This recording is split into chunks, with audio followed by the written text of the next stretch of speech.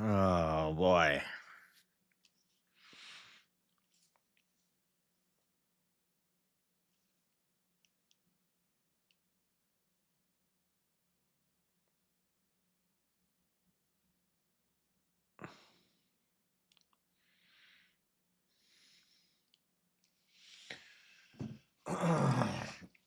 Well, it's that time. It's that time. We're doing Song of Solomon again. I kind of want to go back and watch the video of me talking about this years ago.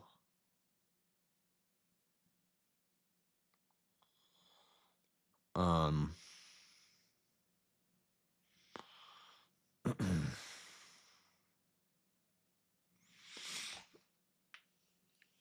Okay, I kind of want to go see if I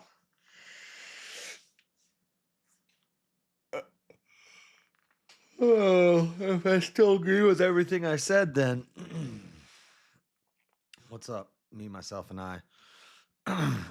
I know I said my theory. I know some people didn't like that.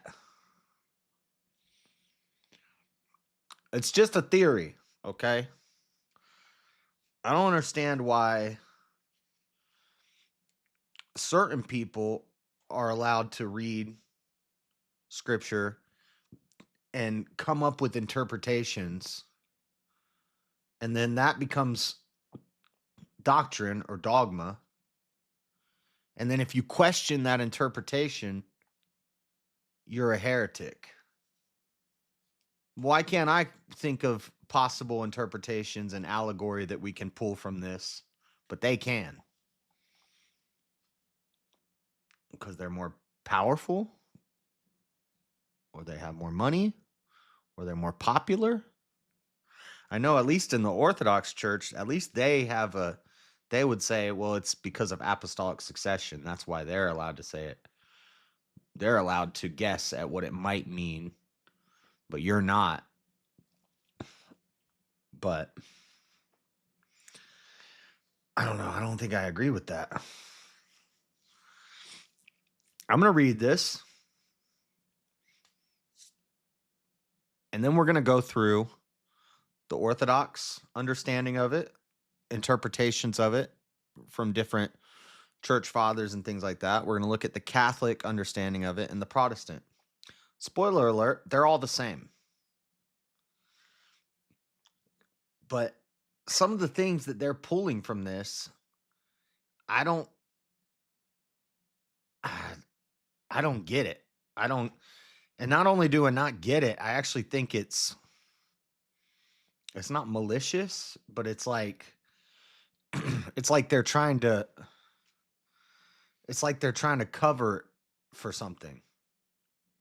The literal interpretation of this story, what we'll read soon from the Orthodox and the Catholics and the Protestants, is this is about sex in a marriage, a marital relationship. It's about a marriage, and then it's about the sex that comes once you get married and how that's holy and all that stuff. But the Shulamite woman, nobody marries her.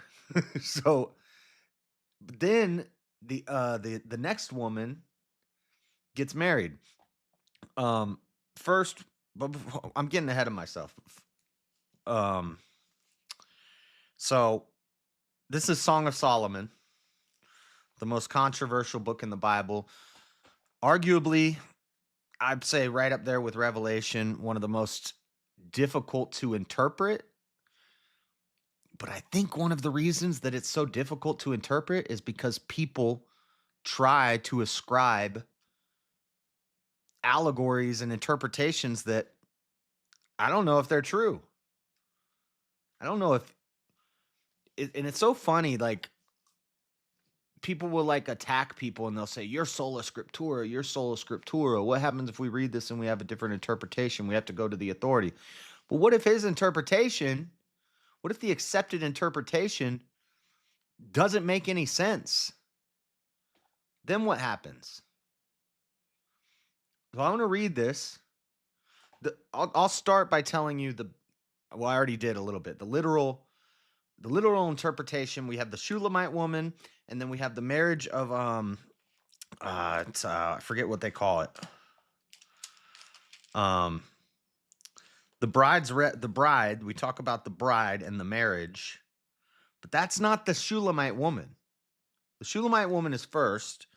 Then we have the marriage procedure. The brothers of Jerusalem, or it's she's married by the brothers of Jerusalem, or something like that. We'll see it here in a little bit. Then it seems like there's a third woman, but really it could be the second woman after the marriage, the sex happens. So I kind of see this as three segments. There's the Shulamite woman, who is a slave. And if you heard last time, I said she's a slave because it says she's black and comely. I'm not saying all black people are slaves. That's not what I'm saying. The reason we say she's a slave is because the reason she's black, her skin is dark, is because she's constantly out in the sun working in the fields. Back then, if you were royalty, you would have fair skin. You would have paler, fairer skin. But when you're dark, it's because you're in the sun all the time. So the black and comely, the Shulamite woman, she's a slave. But then there's the marriage. That's the second section. And then there's a third section, which apparently, from what I've read and the research I've done on this, and I did a show about this years ago,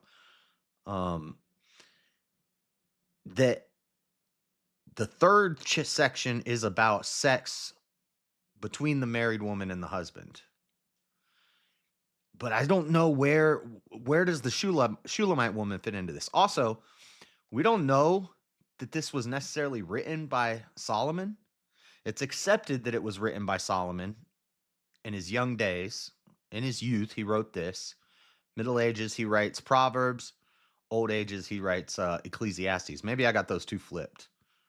No. Yeah, I got that right. Proverbs is in his middle age. Song of Solomon is when he's a young man. Ecclesiastes is when he's towards the end of his life. That's when he realizes all of life is vanity without God. It's kind of a like on a worldly level, it's kind of a pessimistic book, but I like it. But what was I saying? Oh, so we don't know that Solomon writes this because in no other writings of Solomon's do we see him writing in the third person. He writes, if Solomon wrote this, there's a whole chapter written from the first perspective view of a woman. So it's a woman talking. And that's like that's more of a unique writing style that's a more modern writing style, to write as someone else in the first person. Like, you don't really see that much in the Bible, but you see, if Solomon wrote it, then he was writing as a woman in first person, which is odd. And then, as far as I know, the Shulamite woman in the first section that we're going to see here first is not the woman who gets married. It's a different woman. So we'll try to figure that out. But this is one of the most difficult. I mean, the literal reading of it is not difficult to interpret. Like, I'm going to read it. We're going to read what it says. And it's not hard to figure out what's happening. It gets a little convoluted during the marriage part, but what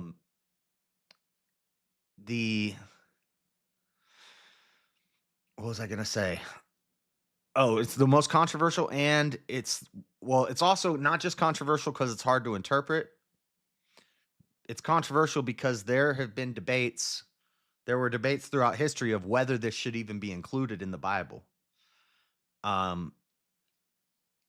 I'm of the mind See, here's the thing. If it's saying what I think it's saying, which is about my theory, well, I'll give you my theory after, but um, I don't know which camp I'm in. It depends on, there's things that I don't know. If this was not written by Solomon and this is just a collection of poetry that he had, maybe a love letter from a woman, and that's why it's written in the first person perspective of a woman, is because maybe it's a love letter from a woman to him that he kept to a woman he wasn't supposed to be getting involved with.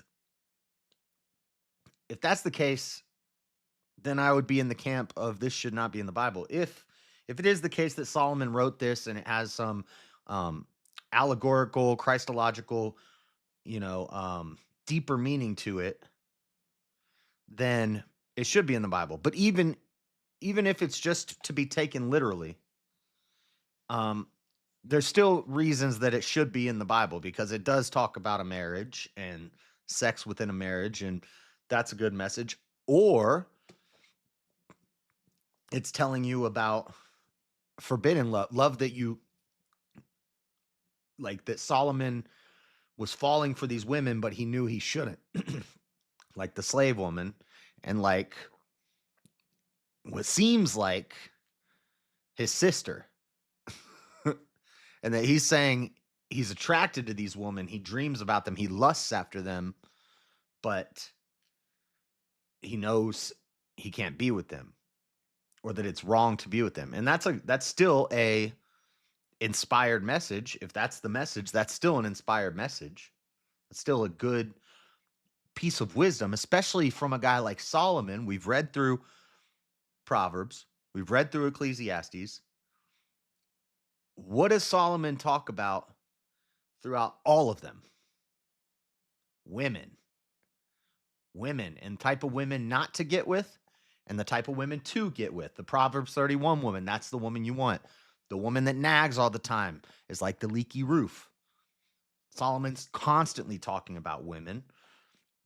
So it makes sense to me if he's writing a story here about 3 different women that he had feelings for that maybe he shouldn't have feelings for. But that's my theory. That's just a theory. I don't, I don't know. I'm just reading it, and that's what I take from it. But I'm not a preacher, I'm not a teacher. So don't listen to me. Go talk to your priest about it or something. But that's not the way my brain works. I got to figure things out. I got to know it. I got to know that I know that I know that I know something. I can't just know something because somebody told it to me. I'm not just going to go ask, hey, what does this mean? And then somebody tells me, oh, that's what that means. No, that's not the way my brain works. I need to know. So until I know, we're going to look at what the church fathers, what the Catholic priests, what the Protestants, what they say about it. And I'll give you my theories and my thoughts. And I'm just some idiot on the internet, so don't take what I'm saying as gospel. But all right, here we go. Song of Solomon. Get ready. It starts off spicy. This is about the Shulamite woman. Chapter 1, the Song of Songs. Also, this was called Song of Songs. They changed it to Song of Solomon, which is another thing that tells me maybe this isn't written by Solomon. I do want to, actually, before we start, I want to read, because this Orthodox Study Bible is pretty cool. It tells me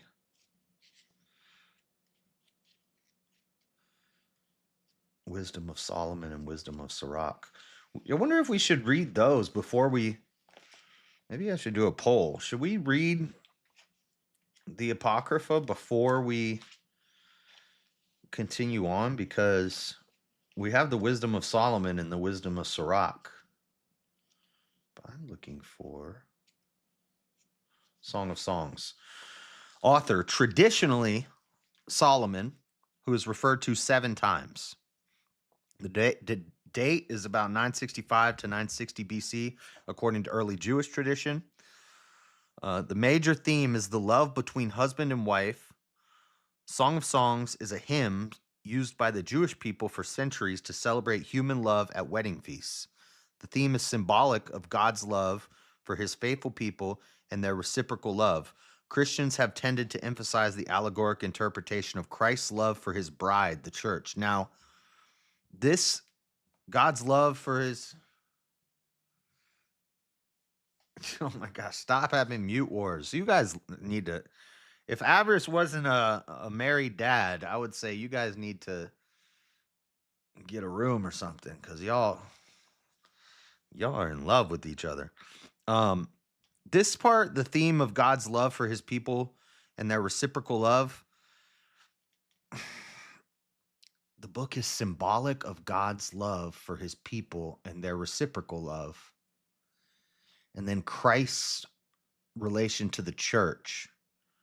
See, this is what we're going to dig into after we read it because, and I even found something. There are church fathers who said exactly what I said, which is like, you guys are just doing this to cover up for the fact that you have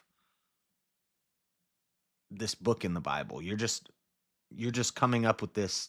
You're just like making this up to make it so that people don't wonder why this book is in here. Why can't we just leave it at it's about because it's the reason they can't leave it at it's about marriage and sex after wedlock is because the Shulamite woman is not married to Solomon. So it can't be about sex after wedlock. And then saying that it's Christ's love for his bride, the church. This gets like very sweaty. You hear me? And that just like I don't know how you pull that from this. So, but that's what this says. On the background is typical of ancient Middle Eastern love poetry. The Song of Songs shares the extensive use of sensuous imagery drawn from nature. The closest parallels appear to be found in Proverbs. The description of love in 8, 6, and 7 seems to confirm that the Song of Songs that the song belongs to biblical wisdom literature and that it is wisdom's description of an amorous relationship. Description of love in 8, 6, and 7. Now, I believe this is all eros, which is, well, eros is Greek, but this would be a Hebrew.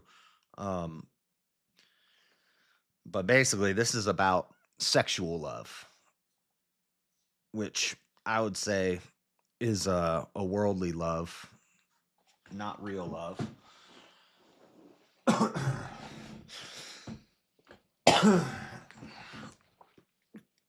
I think there are laws against that. Read then dig. Well, I'm giving a precursor because when when I read it, I don't want like just have an open mind and just listen. Okay. Chapter 1, the Song of Songs, which is Solomon's. So right there, that makes you assume that this is written by Solomon. Let him kiss me with the kisses of his mouth. So this is Solomon writing first person from a woman's perspective, which is interesting. Let him kiss me with the kisses of his mouth, for thy love is better than wine. Because of the savor of thy good ointments, thy name is as ointment poured forth. Therefore do the virgins love thee. Draw me, we will run after thee. The king hath brought me into his chambers. We will be glad and rejoice in thee. We will remember thy love more than wine. The upright love thee. See, that seems like allegory, like it's, talking about God. I am black but comely, O ye daughters of Jerusalem, as the tents of Kedar, as the curtains of Solomon.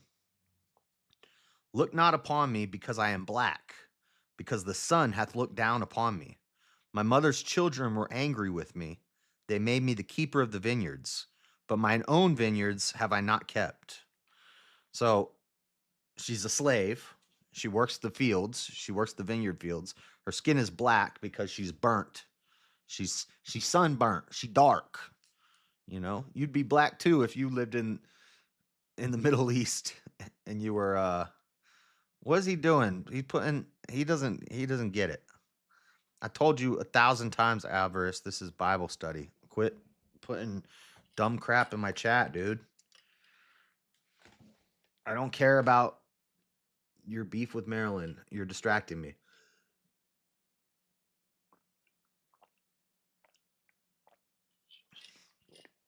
All right, sorry. Okay. She black. She black. Tell me, O thou whom my soul loveth, where thou feedest, where thou makest thy flock to rest at noon. For why should I be as one that turneth aside by the flocks of thy companions? If thou know not, O thou fairest among women, go thy way forth by the footsteps of the flock, and feed thy kids beside the shepherd's tent. Now, this is Solomon talking. I have compared thee, O my love, to a company of horses in Pharaoh's chariots. This is where she's got bling bling.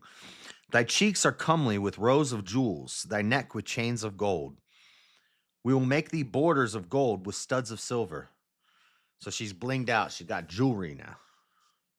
While the king sitteth at his table, my spikenard sendeth forth the smell thereof. Why did I write that? A bundle of myrrh is my well-beloved unto me. He shall lie all night. Okay, so no, now this is her talking. It's going back and forth. There's little symbols where a new like stanza starts. So now this is her talking again. While the king sitteth at his table, my spikenard sendeth forth the smell thereof. A bundle of myrrh is my well-beloved unto me. He shall lie all night betwixt my breasts. My beloved is unto me as a cluster of campfire in the vineyard of Engedi. Behold, thou art fair. My love, behold, thou art fair. Thou hast dove's eyes. Behold, thou art fair, my beloved, yea, pleasant. Also, our bed is green. The beams of our house are cedar, and our rafters of fir. So that's chapter 1. And this is the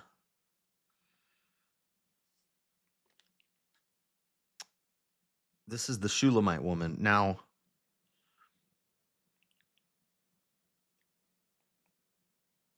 if this is all the same woman, then they're laying together before they get married. So it can't be, I don't know how it can be about biblical marriage or sex after wedlock if they're hopping on the good foot and doing the bad thing beforehand. Chapter 2, I am the rose of Sharon and the lily of the valleys. As the lily among thorns, so is my love among thee daughters. As the apple tree among the trees of the wood, so is my beloved among the sons. I sat down under his shadow with great delight, and his fruit was sweet to my taste. He brought me to the banquet house, and his banner over me was love. Stay me with flagons, comfort me with apples, for I am sick of love. I am sick of love, meaning she's sick with love. His left hand is under my head, and his right hand doth embrace me. I charge you, O ye daughters of Jerusalem, by the roes and by the hinds of the field, that ye stir not up nor awake my love till he please. The voice of my beloved, behold, he cometh leaping upon the mountains, skipping upon the hills. My beloved is like a roe or a young hart. Behold, he standeth behind our wall. He looketh forth at the window, showing himself through the lattice. My beloved spake and said unto me, Rise up, my love, my fair one, and come away. For lo, the winter is past, the rain is over and gone. The flowers appear on the earth. The time of the singing of birds is come, and the voice of the turtle is heard in our land. The voice of the turtle? Turtle ain't got no voice. The fig tree putteth forth her green figs, and the vines with the tender grape give a good smell. Arise, my love, my fair one, and come away. O my dove, that art in the clefts of the rock, in the secret places of the stairs, let me see thy countenance, let me hear thy voice. For sweet is thy voice, and thy countenance is comely. Take us, the foxes, the little foxes that spoil the wines, for our vines have tender grapes. My beloved is mine, and I am his. He feedeth among the lilies. Until the day break and the shadows flee away, turn, my beloved, and be thou like a roe or a young hart upon the mountains of Bether. Chapter 3.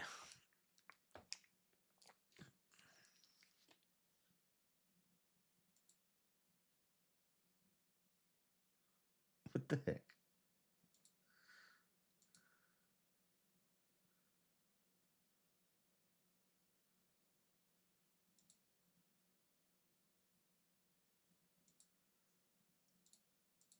Hold on 1 second.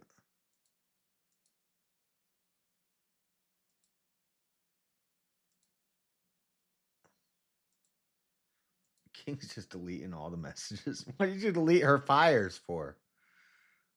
All right, King, stop just deleting everything. Jeez. Now you're just deleting every message. Chapter 3. By night on my bed I sought him whom my soul loveth. I sought him, but I found him not.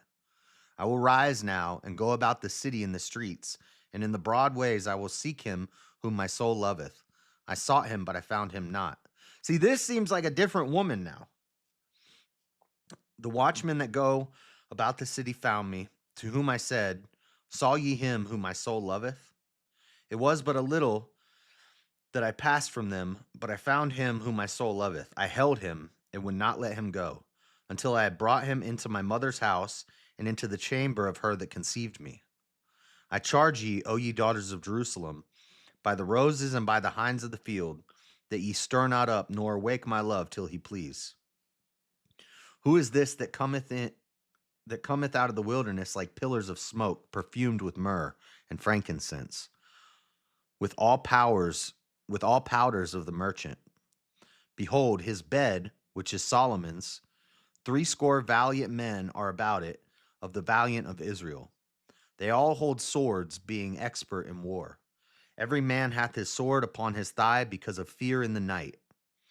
King Solomon made himself a chariot of the wood of Lebanon. He made pillars thereof of silver, the bottom thereof of gold, the covering of it of purple, the midst thereof being paved with love for the daughters of Jerusalem.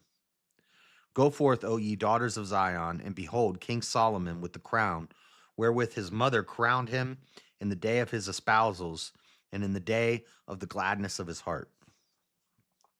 So I'm guessing what they're taking from this is like Solomon is the king, and all the daughters of Jerusalem love him. I, I don't know. We'll wait till the end, and then I'll.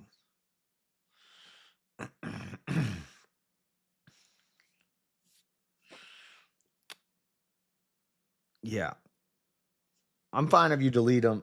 Tell me where a fire and hot emoji belong in the Bible. Well, it's dark and hell is hot. Hell is hot, so maybe she's feeling the heat from hell. Don't delete everything. Just delete when they are being, I don't know. Did you hear the sweet words? Yeah, see section 230, got it. Chapter 4.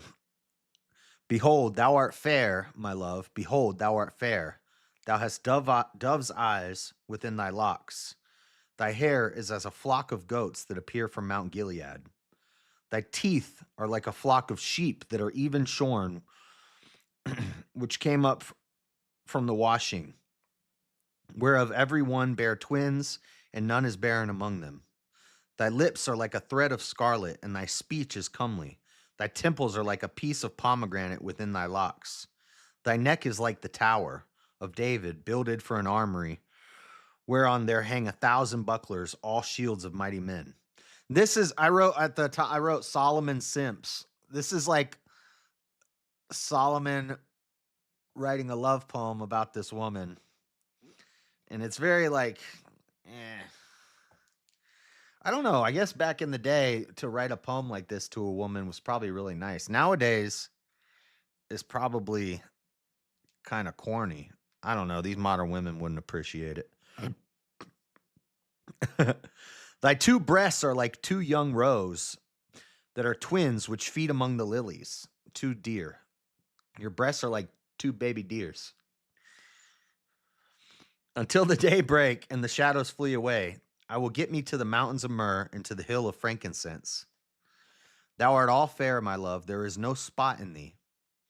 Come with me from Lebanon, my spouse, with me from Lebanon.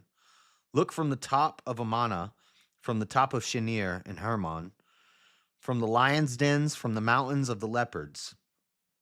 Thou hast ravished my heart, my sister, my spouse. Thou hast ravished my heart with one of thine eyes, with one chain of thy neck. Now, see, maybe when I read that, I thought, sister, his sister, is this about?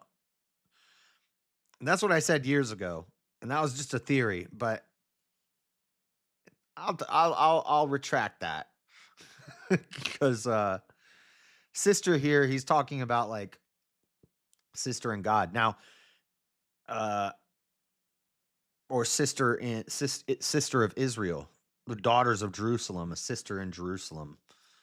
Um, I don't think that it's actually about his sister. How fair is thy love, my sister, my spouse? How much better is thy love than wine, and the smell of thine ointments than all spices? Thy lips, O my spouse, drop as the honeycomb. Honey and milk are under thy tongue, and the smell of thy garment is like the smell of Lebanon. A garden enclosed is my sister, my spouse. A spring shut up, a fountain sealed. Thy plants are an orchard of pomegranates with pleasant fruits, campfire with spikenard and saffron, calamus and cinnamon, with all trees of frankincense, myrrh and aloes, with all the chief spices.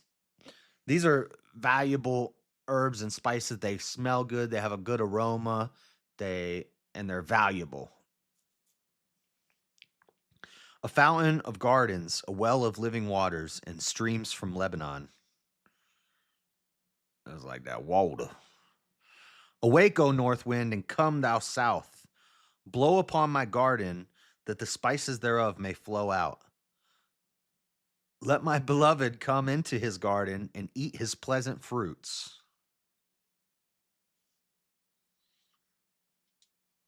Mm. Oh, there's allegory here. Oh, there's definitely some allegory going on. I'm not going to deny that there's definitely some metaphor and some allegory going on here, but I mean, I think it's pretty clear the allegories are for sex. Chapter 5. I am come into my garden with my sister, my spouse. I have gathered my myrrh with my spice. I have eaten my honeycomb with my honey. I have drunk my wine with my milk. Eat, O friends, drink, yea, drink abundantly, O beloved.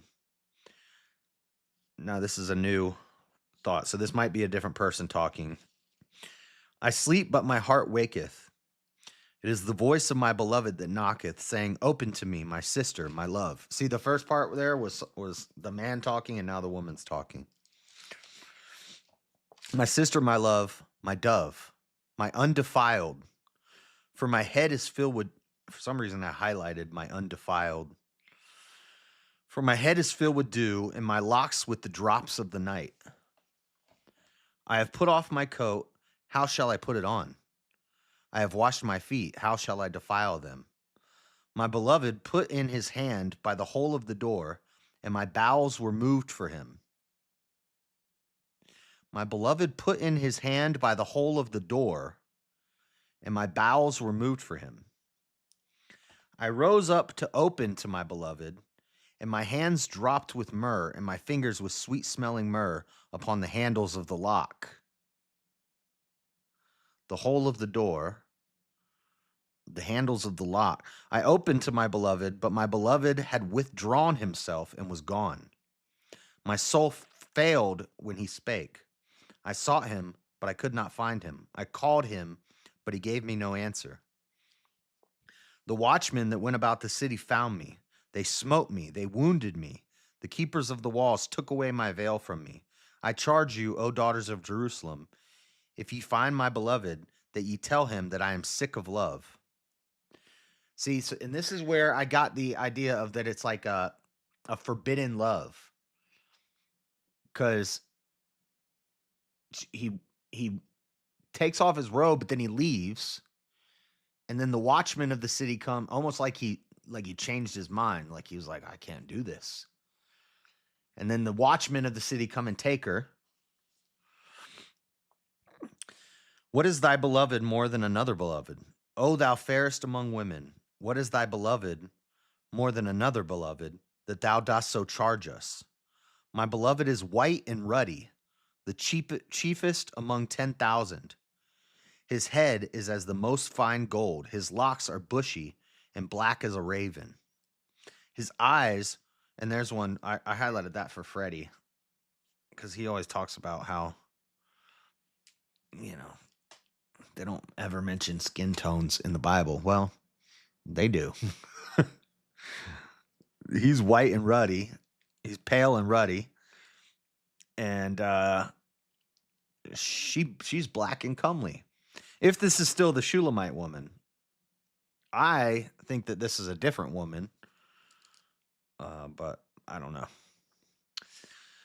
His head is as the most fine gold. His locks are bushy and black as a raven. His eyes are as the eyes of doves by the rivers of water, washed with milk and fitly set. His cheeks are as a bed of spices, as sweet flowers. His lips like lilies, dropping sweet-smelling myrrh. This is also why I don't almost think, okay, maybe Solomon is writing as the man, and he writes, and then she writes back. Because I couldn't write a poem from the first person perspective of a woman complimenting myself. It just seems odd to me.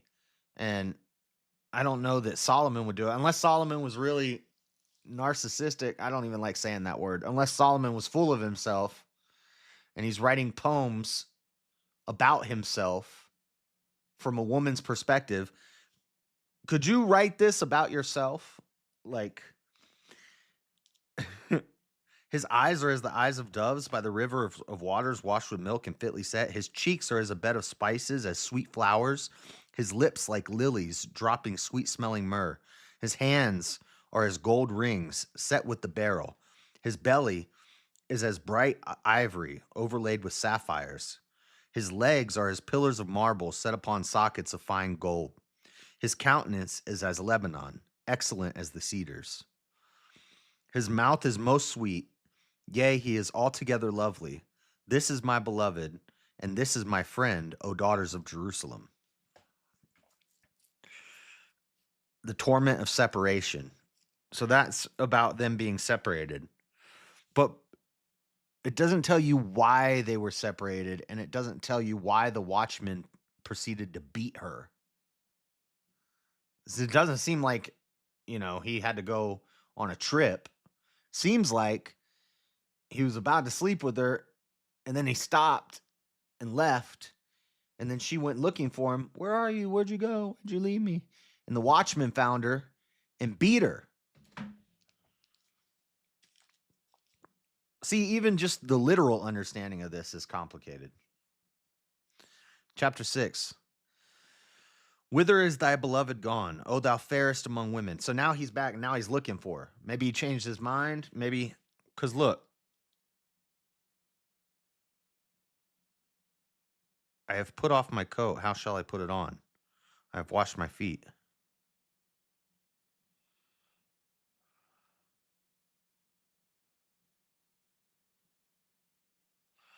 Now, okay, so she gets naked and he takes hold of her, but then he stops. He withdraws. It says he had withdrawn and he left. So maybe they haven't slept together yet. Maybe he was gonna sleep with her and he was tempted to, but he stopped because they're not married, possibly. Maybe. I'm just wondering why he left. Why did he withdraw? Chapter 6. Whither is thy beloved gone, O thou fairest among women? Whither is thy beloved turned aside, that we may seek him with thee? My beloved is gone down into his garden, to the beds of spices, to feed in the gardens and to gather lilies. I am my beloved's, and my beloved is mine. He feedeth among the lilies. Thou art beautiful, O my love, as Tisra, comely as Jerusalem, terrible as an army with banners. Turn away thine eyes from me, for they have overcome me. Thy hair is as a flock of goats that appear from Gilead. Thy teeth are as a flock of sheep which go up from the washings, whereof every one beareth twins, and there is not one barren among them. He ain't missing no teeth. He ain't got a missing tooth like me. As a piece of a pomegranate are thy temples within thy locks.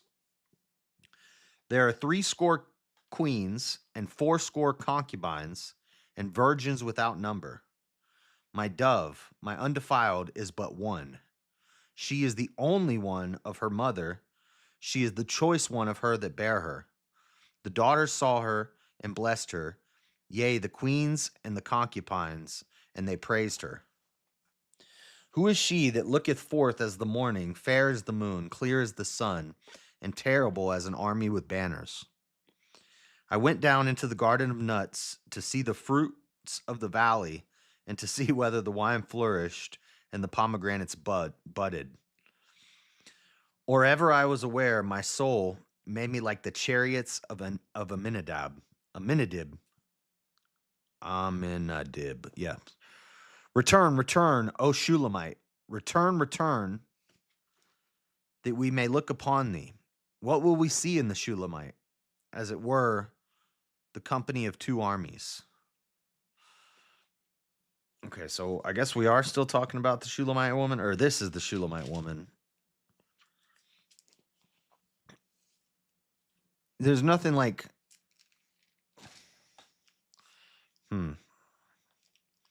Anyway, chapter 7. How beautiful are thy feet with shoes, O prince's daughter.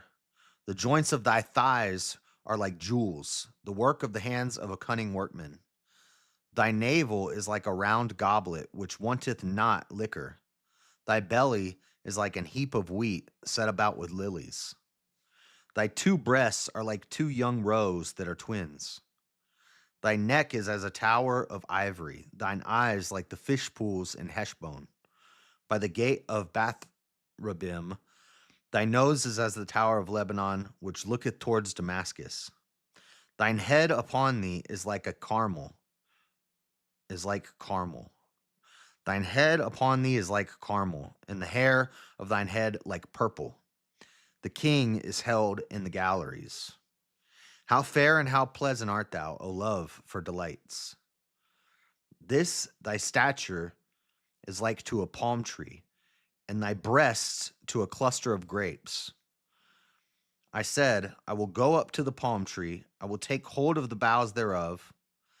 Now also thy breasts shall be as clusters of the vine, and the smell of thy nose like apples, and the roof of thy mouth like the best wine for my beloved, that goeth down sweetly, causing the lips of those that are asleep to speak.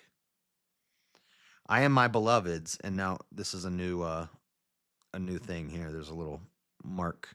I am my beloved's, and his desire is toward me. So this is her talking now. Come, my beloved, let us go forth into the field. Let us lodge in the villages.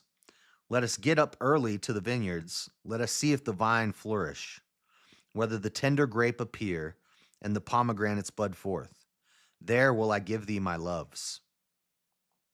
The mandrakes give a smell, and at our gates are all manner of pleasant fruits, new and old, which I have laid up for thee, O my beloved. So they're about to get it on. So maybe this is all just one woman. So he meets a slave woman, and then, but why does he withdraw and why do they beat her? Again, that's where I get to my like kind of forbidden love idea. like this is a woman he knows he's not supposed to be getting with.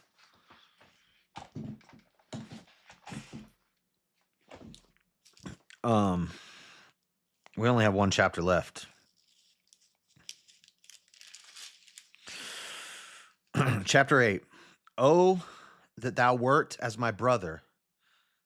This is the part where I'm like, oh, this is talking about his actual sister. But that may be that's probably a bad interpretation, because oh, that thou wert as my brother, that sucked the breasts of my mother. When I should find thee without, I would kiss thee. Yea, I should not be despised. Oh, that thou wert as my brother. Wert.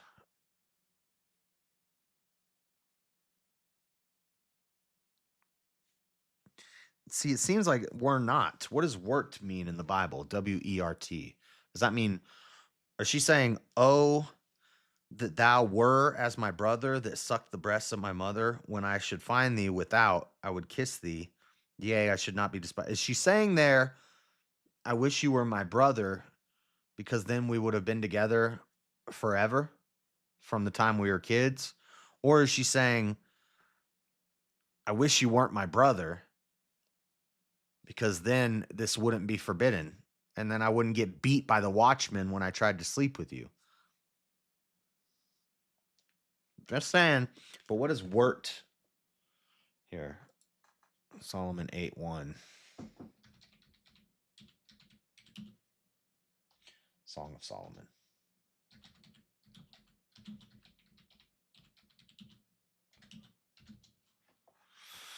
Oh, that you were like my brother who nursed. Okay. So see, when I read this, I read wert as in were not. Oh, that thou were not as my brother. But she's saying she wishes that he was her brother, because then they would have been able to show affection to each other and hang out together and spend time with each other in public all the time. Um, but they can't. Why can't they? Why? And this is again why I'm reading, when I'm reading that this is some sort of like forbidden love, but they love each other. Because this, and it's saying right here, the verse expresses a desire for a public, intimate, and shameless affection with her beloved, akin to a familiar bond. Now, why can't they have a public relationship?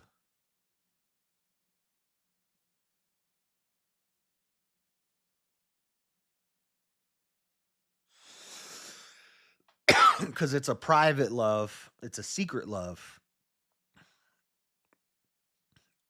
But in this chapter, it becomes more of a public love. I would lead thee and bring thee into my mother's house, who would instruct me. I would cause thee to drink of spiced wine, of the juice of my pomegranate. The juice of my pomegranate? What's she talking about? His left hand should be under my head, and his right hand should embrace me.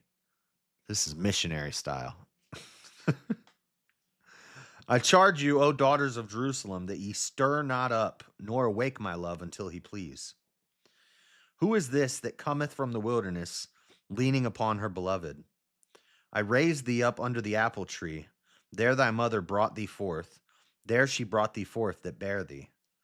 Set me as a seal upon thine heart, as a seal upon thine arm. For love is strong as death. Jealousy is cruel as the grave. The coals thereof are coals of fire, which hath a most vehement flame. Many waters cannot quench love, neither can the floods drown it.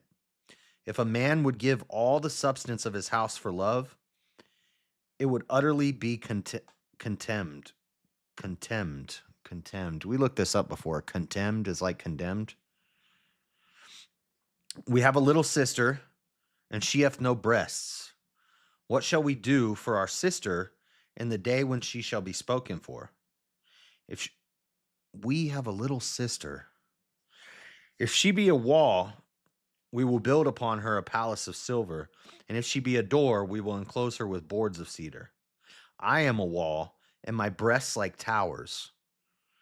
Then was I in his eyes as one that found favor. Solomon had a vineyard at Baal Hamon.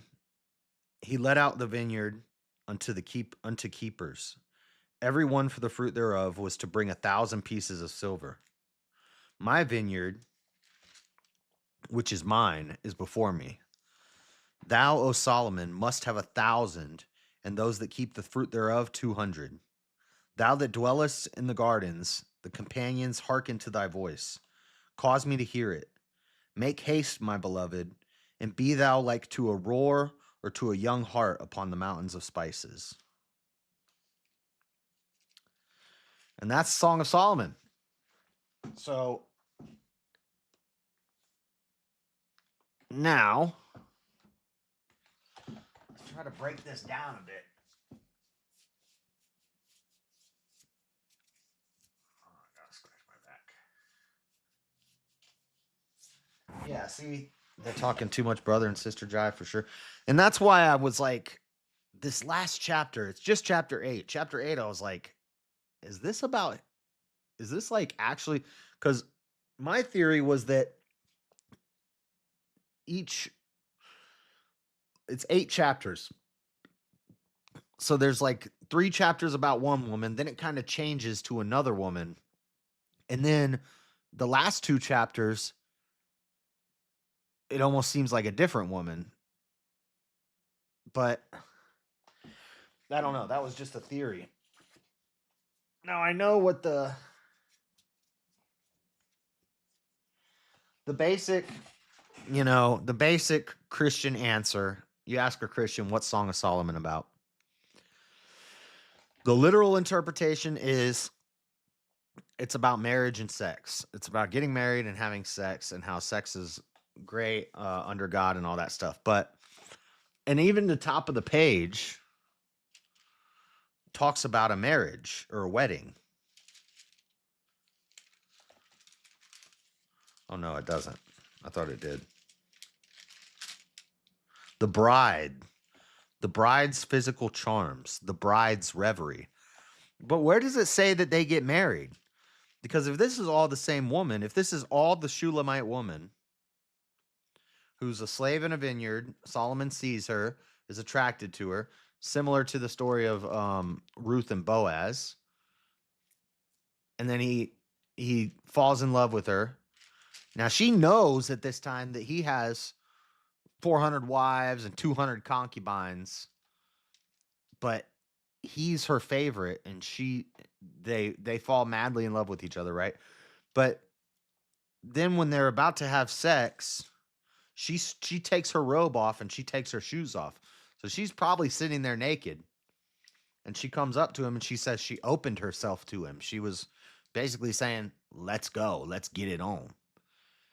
And he was about to, but then he withdraws and leaves. Then she's looking for him and she gets beat down by the watchman. Now, Solomon is king. Why would the king's men beat up this woman? Like, and then the last 2 chapters, there's a lot of like, this, we have a sister. We have a little sister, and she hath no breasts. What shall we do for our sister in the day when she shall be spoken for?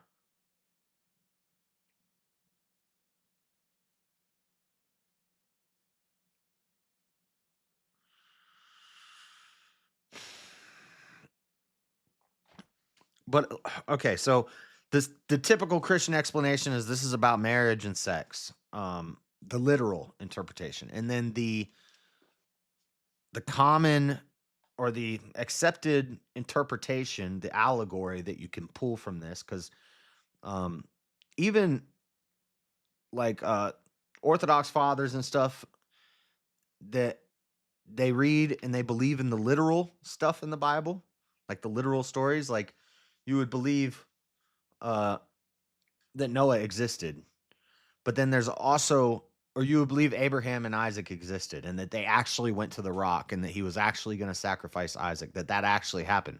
But there's also an allegorical meaning that you can pull from that. Um, and then that's what the church fathers and the what's it called? The councils, that's what they would determine and they would debate about and come to an agreement about what this means. What is the meaning of this? Not just what does it say? What's the story here? Okay, that's the literal interpretation or that's the literal meaning. But then what's the meaning of this? And the common allegorical explanation of this book is that it's about God's love for Jerusalem or the church. And then they do some high Christology where they say that it's actually Christ's love, the bride and the bridegroom, Christ's love for the church, that we see in I forget which book it is, but when it talks about, Christ is the groom and the church is the bride, and Jesus is the bridegroom, and the church is the bride, and they say that's what this is all. The meaning of all of this is pointing to that, and I don't know. That doesn't do it for me like that. It just doesn't seem right. But I'll read see, it's a wedding song. Orthodox Christianity then and now on the proper reading of the Song of Solomon. Song of Songs can be seen as a sublime wedding song written by Solomon in his infinite wisdom that portrays the love of a bride and a bridegroom. And from this perspective, it has no corporeal or fleshly meaning. But see, the bride is the church and the bridegroom is Christ.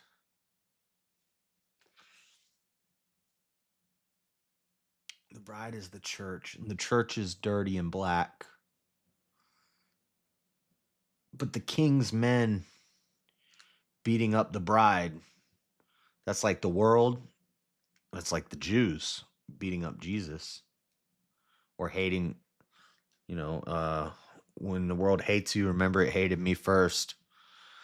Okay. I could see the connection there. I just, honestly, this just feels icky to say that this is about Jesus and me feels icky. It's that I know that's not an argument, but it's like, ah, ah. You sure that's the analogy you want to make? This is about sex. But they're saying there is no corporeal or fleshly, literal, that this is not about sex. But was Solomon writing in code? I don't know.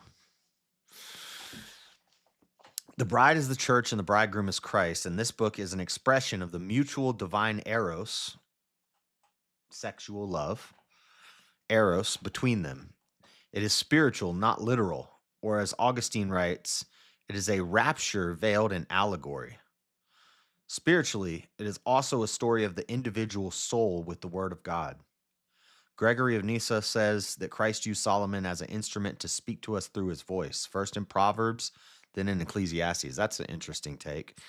And lastly, in Song of Songs.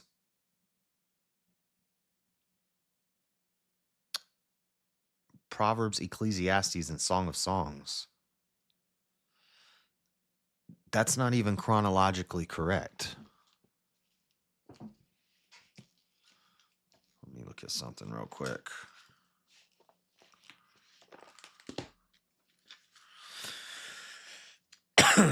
Granted, they have a I forget what it's called, but they add an extra 100 years. So their timeline is different, but still.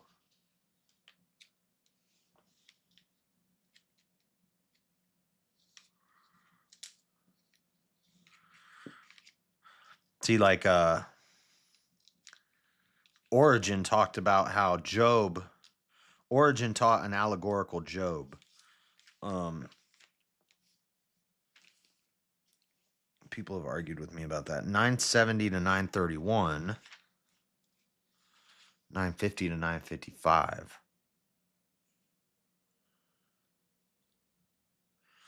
If Proverbs was written from 970 to 931, Song of Solomon was written from 950 to 955.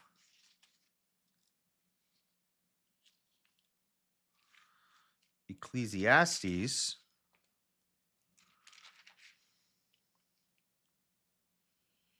935. See, Song of Songs in his youth, Proverbs in his middle years,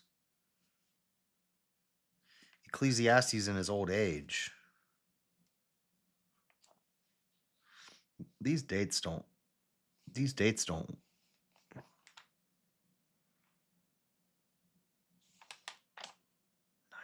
to 931.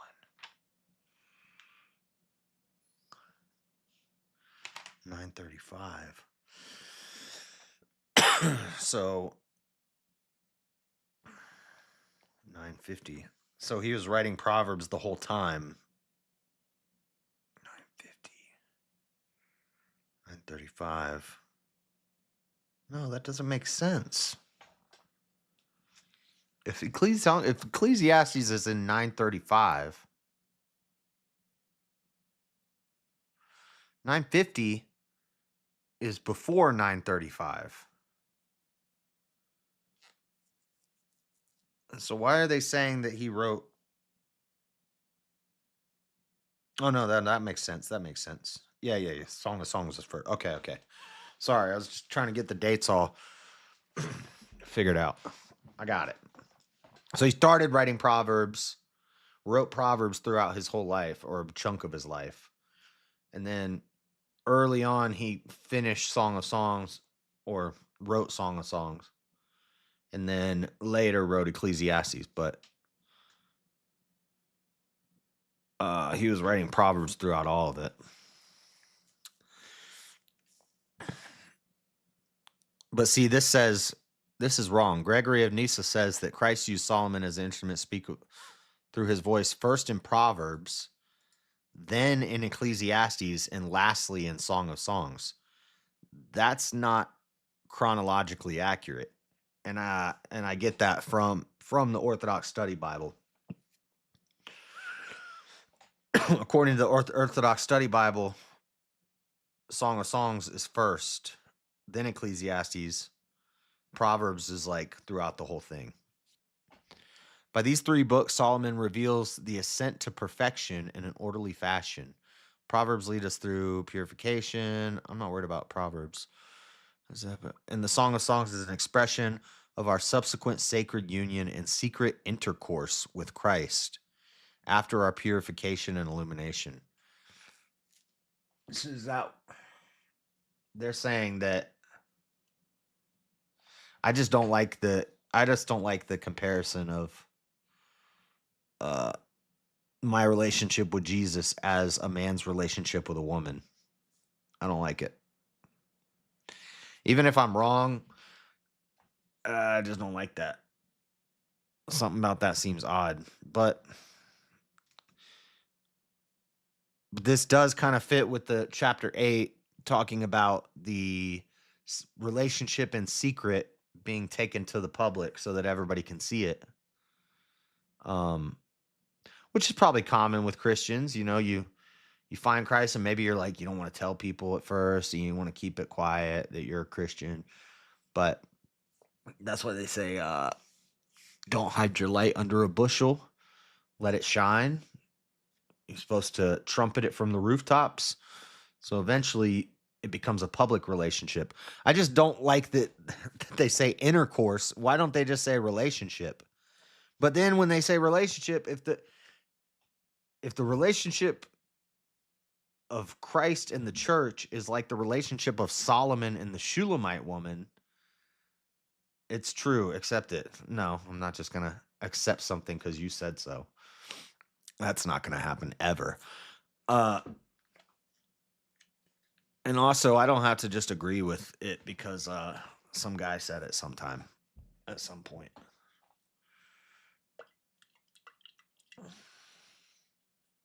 Hold on a second. Dude, my what's it called? My bullet broke. My Ninja smoothie bullet that I make smoothies with, it broke.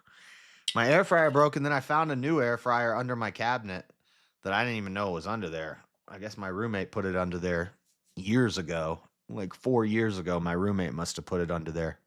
I didn't even know it was down there. But I found an air fryer in my house. Just had an extra air fryer laying around.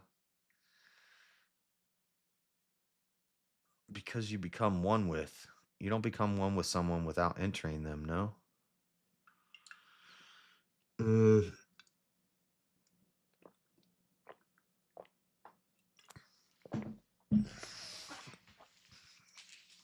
I don't know. uh, each subsequent book is loftier than the other. Subsequent book. The Song of Solomon is not the last book. So Gregory of Nyssa, maybe he didn't know the times that the books were written yet, but I figured was this the first century?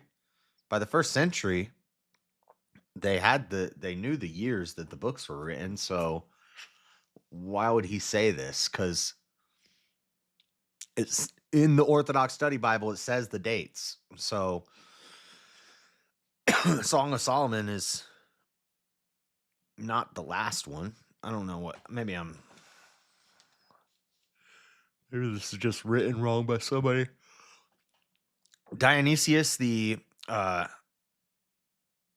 Areopagite says Song of Songs uses profane language of passionate longing to boldly represent that which is hidden about God and bring it out into the open, and through its beauty show that what is hidden is truly mysterious and filled with a truly lofty and luminous theology. Thus, breasts are symbolic of love or the heart, and a kiss expresses divine pleasure.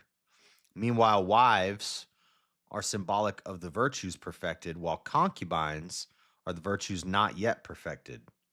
It is a book full of profound symbolism, and some verses provide great difficulty even for the most seasoned interpreter. This is one reason it is one of the most studied texts in the Old Testament by church fathers, and a basic precondition for its interpretation is our purification and illumination. So maybe that's why I don't understand it, because I'm not purified and illuminated yet.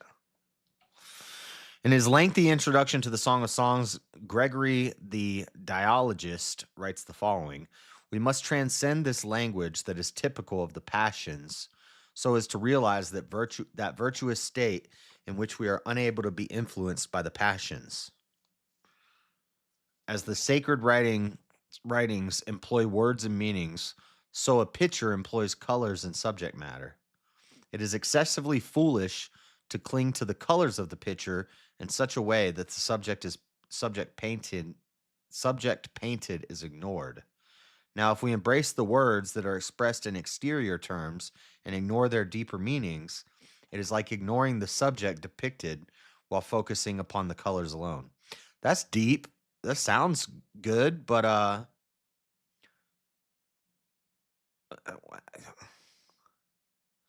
like never mind. When we listen to language belonging to the human way of life, we must distance ourselves from ordinary men, lest by listening to what is said in a human way, this is based, I get what he's saying. He's saying if you're focusing on the words and what the words say, you're going to miss the true meaning. And I agree with that, but why do I why am I automatically going to accept that this interpretation is correct? Because he won a debate? Or what? It was like voted? They voted for it?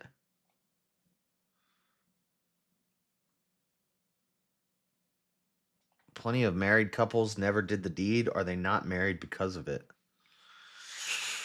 Um, if you don't consummate the marriage, the two become one flesh. If you don't consummate the marriage, is it really a marriage? I don't know. I never thought about that. Well, actually, I have thought about that because it's uh, as far as because we talked about the perpetual virginity of Mary, which I don't believe biblically. It's not in there. Actually, the Bible says quite the opposite. It says her and Joseph had a normal marriage after after Jesus was born. They went on and had a normal marriage. A sexless marriage is not a normal marriage. That would also be messed up to do to Joseph. So, but no, I think if you don't consummate the marriage, then that's not a real marriage. I would say. I don't know.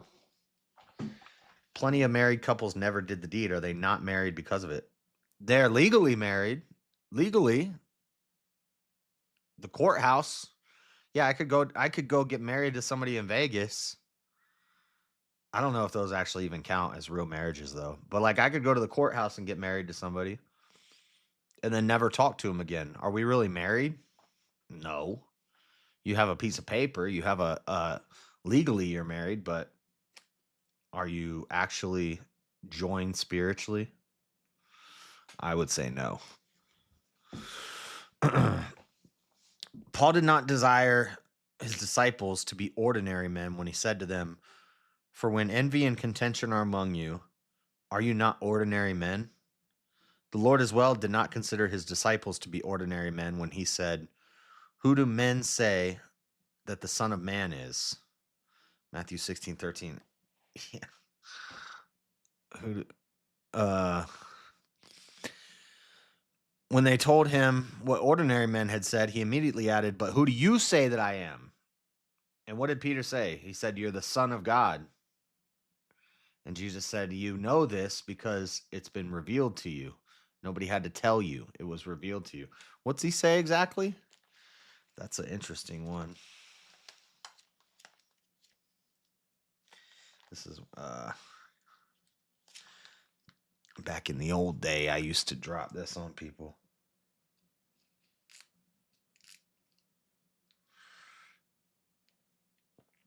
Some say that thou art John the Baptist, some say Elias, and others Jeremias, or one of the prophets. He saith unto them, "But whom say ye that I am?"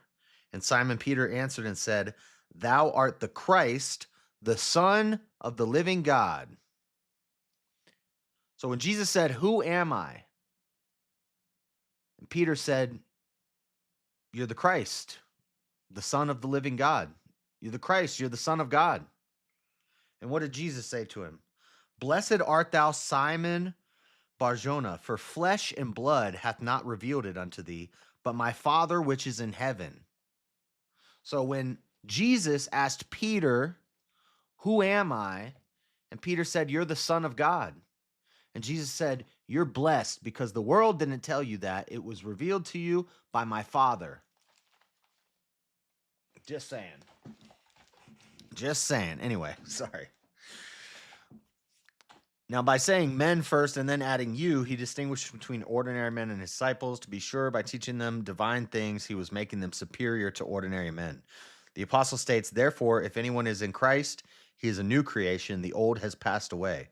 We are aware that in our resurrection, the body is joined with the Spirit in such a way that everything which is controlled by the passions is taken up into the power of the Spirit. And so it's fitting for someone who follows God to imitate his own resurrection every day. By the time of anyone's resurrection, okay. Anyway, so that's just saying when you read Song of Solomon, they're saying you shouldn't just be focused on the words and the literal meaning of the text. Because if you do that, you could come to some crazy conclusions like I did, like I have. So, but there's a deeper meaning to it. Um I want to find that one part. Okay, Orthodox Church in America, reading the Song of Solomon today. The biblical Song of Solomon is also called the Song of Songs, has always been read by Christians on two different levels. That is, it has been read on a historical level and on an allegorical one. This is how Christians read the entirety of the Old Testament. Take, for example, the story of the passage through the Red Sea. Christians have read this on a historical level as narrating the liberation of Israel from the iron furnace of bondage under Pharaoh in Egypt. Israel escaped from Pharaoh's tyranny on the day of the Passover and sealed their deliverance from him when they passed through the waters of the Red Sea and emerged on the far shore. Now safe to continue their journey in the Promised Land, Christians have also read this on an allegorical level as narrating our own liberation from the bondage of Satan in this world. Based. Yeah. I agree with that. We escaped from the tyranny of death, sin, and condemnation on the day of our baptism, Pascha being the preeminent baptismal day. And when we emerged from the baptismal waters, we were safe to continue our journey to the promised land of the kingdom of heaven. That's based. I agree with all that.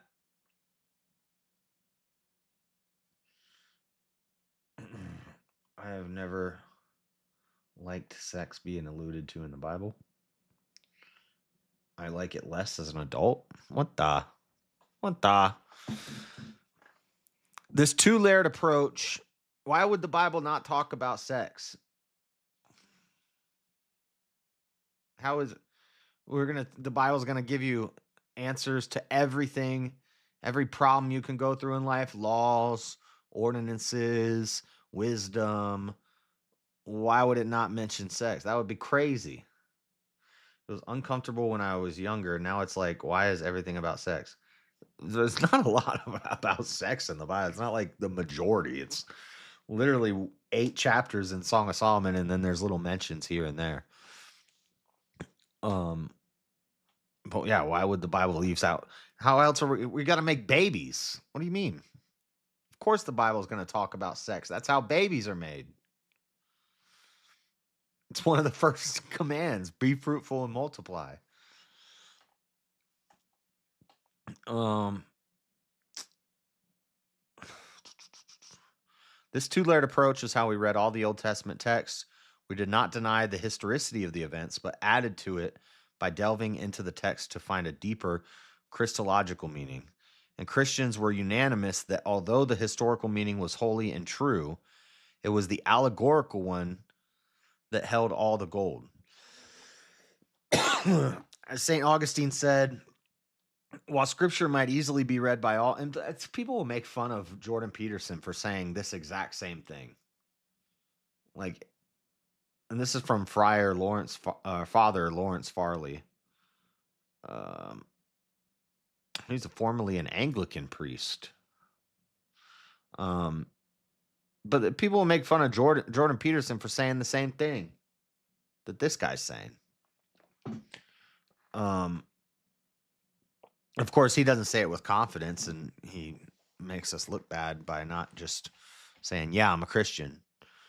As St. Augustine said, while Scripture might easily be read by all, it reserved the majesty of its mystery within its profounder meaning, offering itself to all by the great plainness of its words, yet demanding intense application of such as are not light of heart.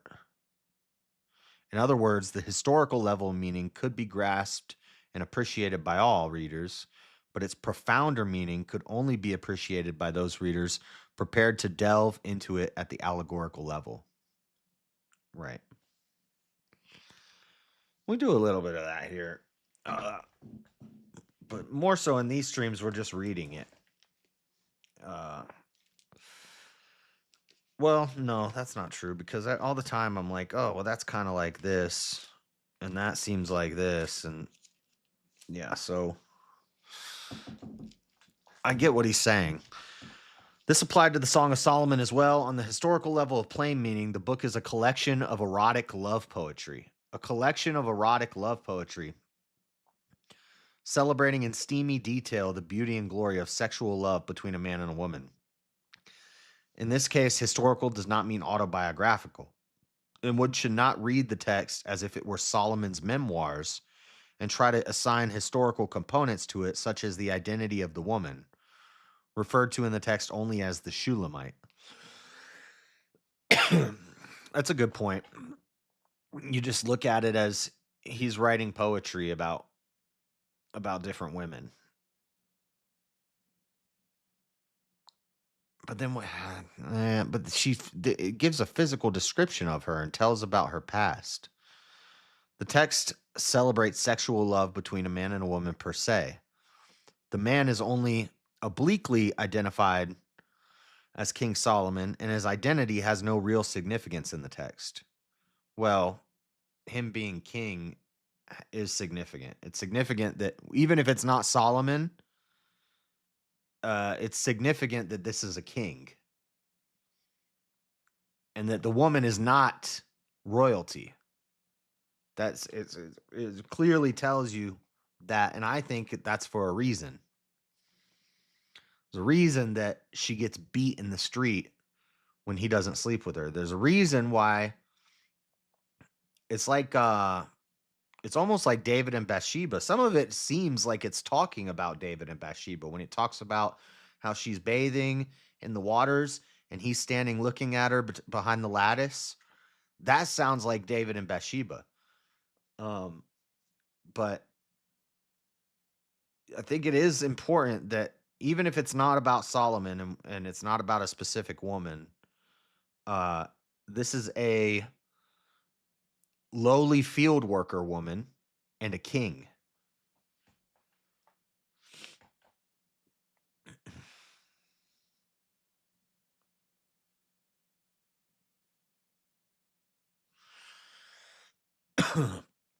um,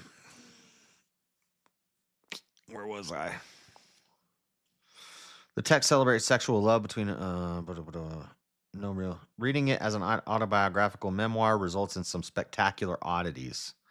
8, 6, and 7 extols the glory of a jealous sexual exclusivity. 8, 6, and 7, monogamy. And King Solomon was anything but monogamous. Reading the text historically means that we read it as a series of poems exploring the glory of human sexuality. We read it as a series of poems extolling the glory of human sexuality. They say historically. Why don't they say literally? 8, 6, and 7. Set me as a seal upon thine heart, as a seal upon thine arm. For love is strong as death. Jealousy is cruel as the grave. The coals thereof are coals of fire, which hath a most vehement flame. Many waters cannot quench love, neither can the floods drown it. If a man would give all the substance of his house for love, it would be utterly contemned. What's this one say? Contemned. Baruch.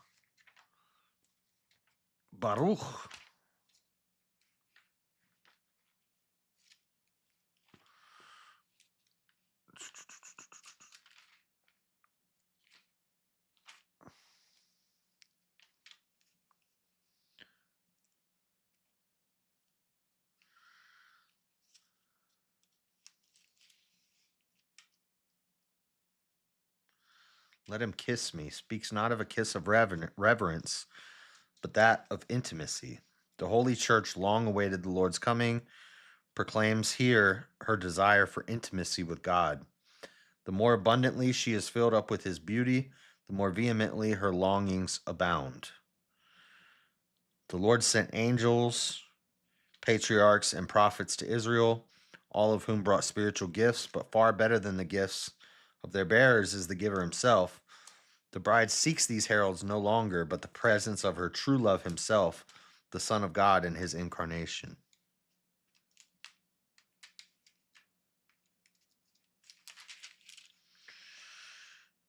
In Getty, see, it does mention David.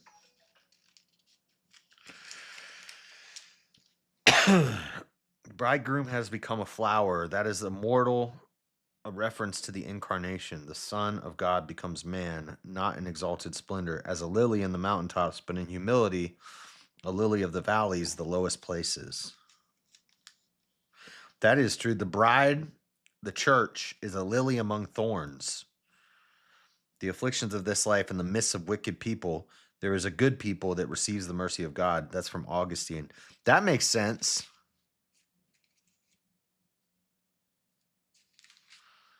That's true. See, some of it I do see what they're talking about.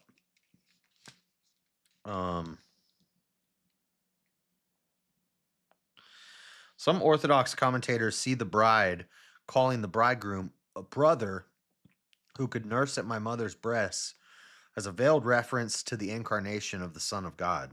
See, they just say everything means. For the Lord addressed his followers, saying, here are my mother and my brothers.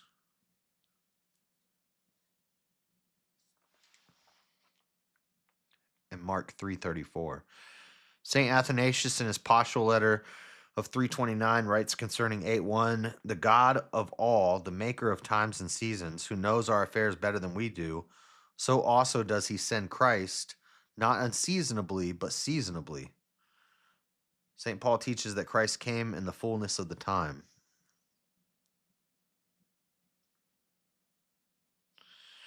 I'm looking for 8:7.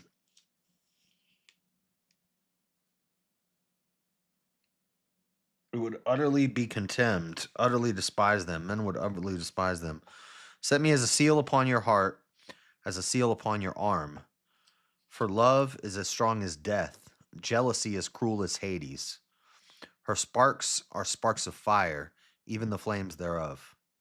Much water will not be able to quench love, nor will rivers drown it. If a man should give all his possessions for love, men would utterly despise them. If a man should give all his possessions for love, men would utterly despise them. Huh.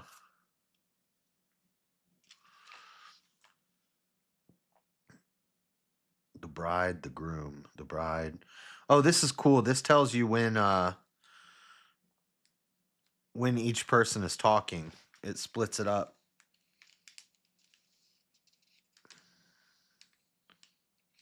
And then there's the companion. See, there's a third person talking. According to the Orthodox Bible, there's a third person talking sometimes. So it goes the bride, the companion, the bride, companions, the bride, the groom, companions, the bride.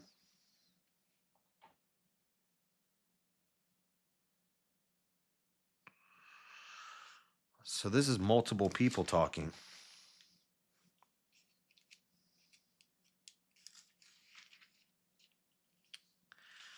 I like the way that this is written better. The way the words are laid out in here. It's much easier to read this one. We'll have to read this Orthodox Bible next. Once I finish this one, I'll start reading this one. Not on stream. I'll read this in my own time, but once I finish reading this on stream, I'll read that on my own. But we're going to have to. That's why there's hierarchy, because man can't just love. What the? Okay, anyway.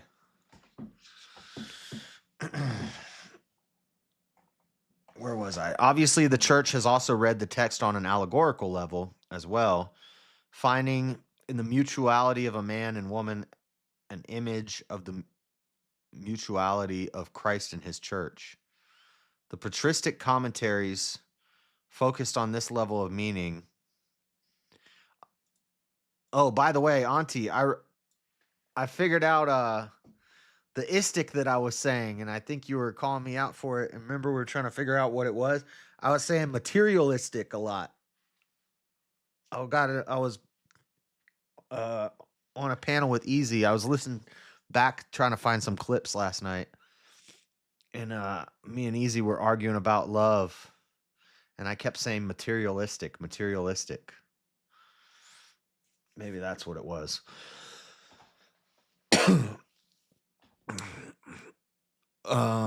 Determined focus, almost to the utter neglected, almost. What?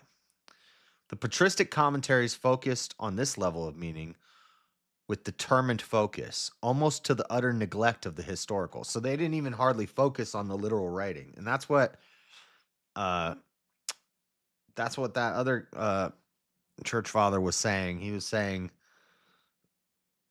you can't just focus on these words; you have to look at the meaning of it.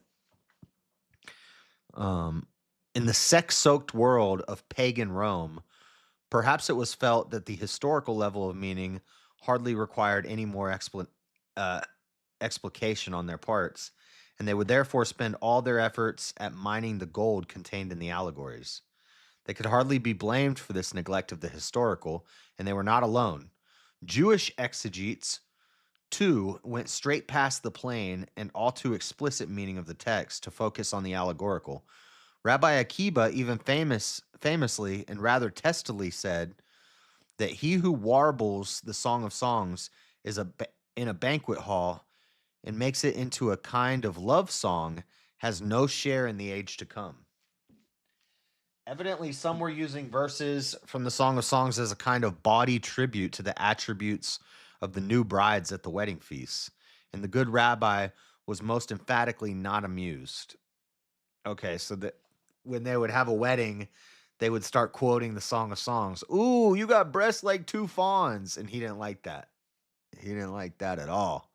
Today, however, we have come to a new time and face new challenges. The fathers thought that the historical level of meaning of the Song of Solomon could be more or less taken as given, and said the allegorical was the more important. I suggest that the historical level has now come to have an all new importance. In a day when the binary nature of human sexuality and with its allegorical applicability to Christ and his church are everywhere in the West under assault, we need more than ever to hearken to the sacred text when it celebrates the glories of sexual love between one man and one woman. And that, regardless of whether Solomon wrote it or not, 8, 6, and 7 is about monogamy. That's monogamy. And these Christian polygamists would be like, well, yeah, the Bible tells you to be monogamous, but it doesn't say that it's a sin not to be. Whatever. It's lawlessness. If there's a law, if I can point to a law and you're breaking the law, that's lawlessness. That's sin. And there's a law. It's in Deuteronomy.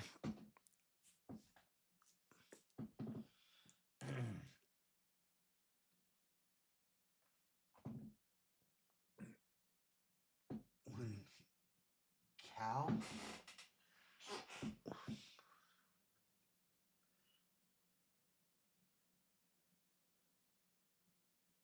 Oh, Manar? Yeah, oh, he was annoying the crap out of me. And he kept saying, what he kept saying. He was saying capitalistic and socialistic and imperialistic. But no, he was saying something else too. I can't remember what it was. Oh, economical. He kept saying economically, and economical. It's not very economical. Or that, if we were going to look at this economically, or I think he kept saying economical, and I was like, just say economic. Why do you keep saying economical? Yeah, that was annoying me.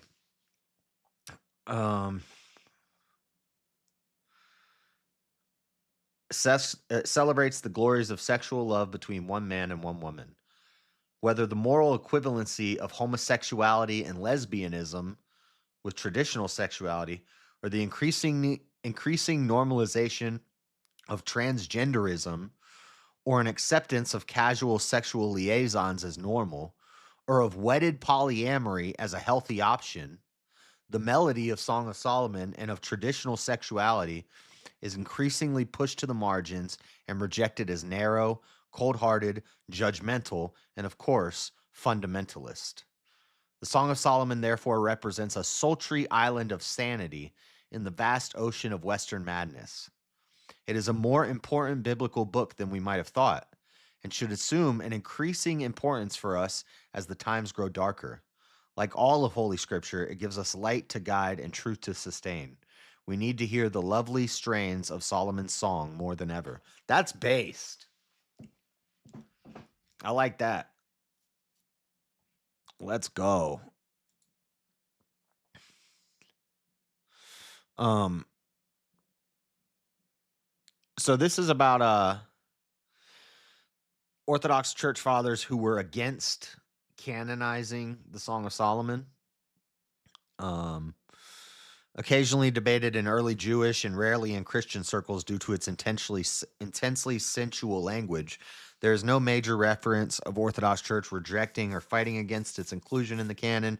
Instead, they universally adopted an allegorical interpretation, viewing it as the ultimate expression of love between Church, Christ and the church and the soul of God. Thought they. Oh, it wasn't the Orthodox who were debating it. It was the Jews who were debating it. The primary hesitation regarding the Song of Solomon came from first century Jewish scholars, such as Rabbi Shammai, who preferred a literal interpretation and questioned its place in the canon.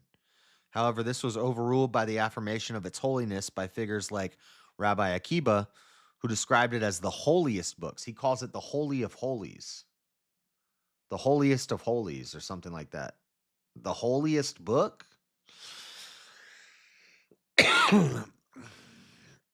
Church fathers, including Origen, interpreted the book entirely allegorical to avoid a literal erotic reading. It was viewed as a profound spiritual depiction of the union between Christ and his church, or the soul's longing for God. In this tradition, the bride represents the church or the individual soul, while the beloved represents Christ. This allegorical approach allowed the church to preserve the book as a most holy text rather than opposing it. Any opposition to the book generally focused on the risk of reading it literally, leading to the strict requirement for allegorical mystical interpretation rather than a rejection of the text itself. Why can't we do both? And that's what that father in that last thing we read was saying. He's saying in modern day, it's actually, we might want to read it literally too, because it's about a man and a woman. And nowadays, you might have Adam and Steve. So maybe some people need to read Song of Solomon literally, historically. And if we go through the Catholics and the Protestants, it's all pretty much the same. So Catholic Church interprets the Song of Songs or the Canticle of Canticles. They call it the Canticle of Canticles, primarily as an inspired affirmation of the beauty of human love and marriage. But see, I don't see where the marriage is in this. Like, I mean, did I miss something? They don't get married in this. It calls her the bride at the top of the page, but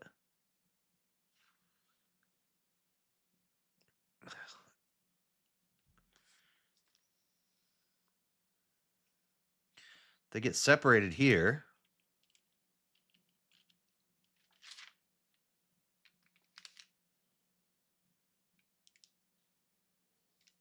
I don't know when they get married.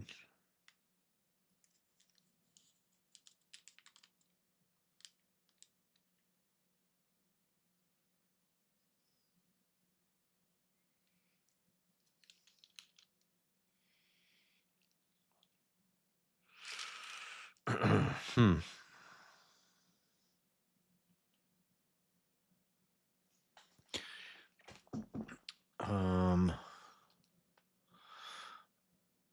Primarily as a human love and marriage, while simultaneously viewing it as an allegory for God's passionate covenant love for his people, Israel and the church. It highlights the goodness of human sexuality and intimacy, often used to reflect the profound spiritual union between Christ and the church. And see, to me, that's just odd. Like, it seems like a stretch. But I guess I'm just not illuminated. Affirmation of sexuality. The song serves as a positive, inspired portrayal of ideal human love, validating the goodness of marriage and sexual union. But where is the marriage? Interpretation history. Throughout Catholic tradition, particularly in the Middle Ages, such as with the Cistercians, it was read as a description of the soul's longing for union with God.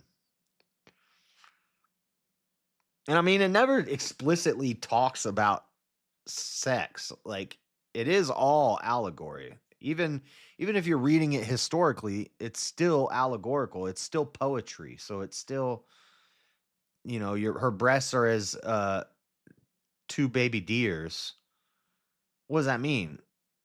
And then there's like nowadays in modern reading, when we read it, there's like stuff that seems like it's talking about sex, but when it says she opened the door lock, or she opened the door for him, and then his lock, he put the lock on the door, and then he put the hands by the hole of the door and the flowing waters and stuff like that. Like, it seems allegorically like it's talking about sex, but it never specifically says that they got it on. It says the pomegranate's ripe.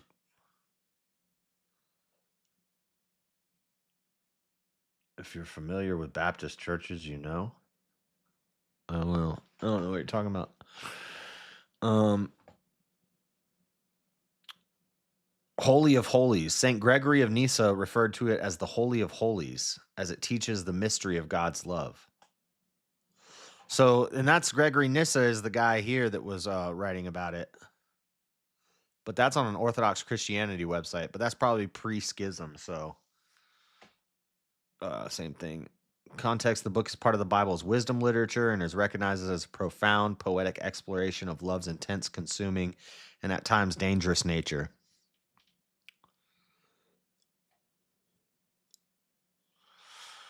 Okay. Oh, I'm not going to read all of this. This is Catholic Counselors' Reflections on the Song of Songs.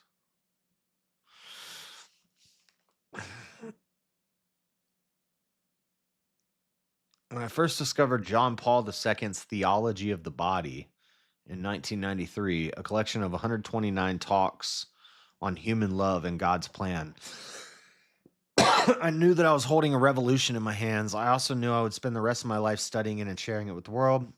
A few years ago, Pauline Books and Media released a long-awaited critical edition, a brightly polished edition, blah, blah, Song of Songs. These reflections are based on the recently completed new edition of my book, Theology of the Body Explained. Why is the Song of Songs the favorite biblical book of the mystics? Why have the saints written more commentaries on the Song of Songs than on any other book in the Bible? Because they got to explain it. Otherwise, especially once we get universal literacy and they start printing the Bible and everybody gets a copy of it, they have to explain why this is in there. Otherwise, people like me are just going to read it and come up with crazy theories about what it means. So they they made sure to spend a lot of time on this one.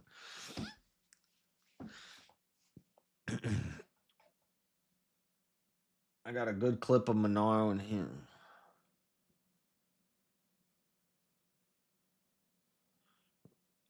Gross. Hey, that's not appropriate for this chat. I don't care about that, Muslim. Where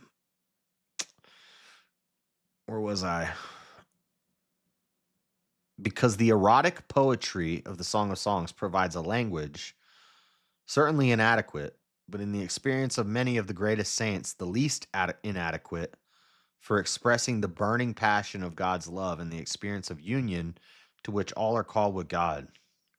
God's eternal plan, as the mystics often put it, is to marry us, to live with us, marry is in quotes, to live with us in an eternal union of love that the Bible compares to a marriage. Thus, the fact that sacred scripture celebrates erotic love should not surprise us. Eros. If it does, it seems an indication that we have been influenced more by Manichaeism, a heresy that views the body as evil and opposed to spiritual things, than by an authentically Christian, incarnational view of the world. Christians should be the first to recognize that the erotic themes of the Song of Songs contain, as John Paul II wrote, an essential sign of holiness.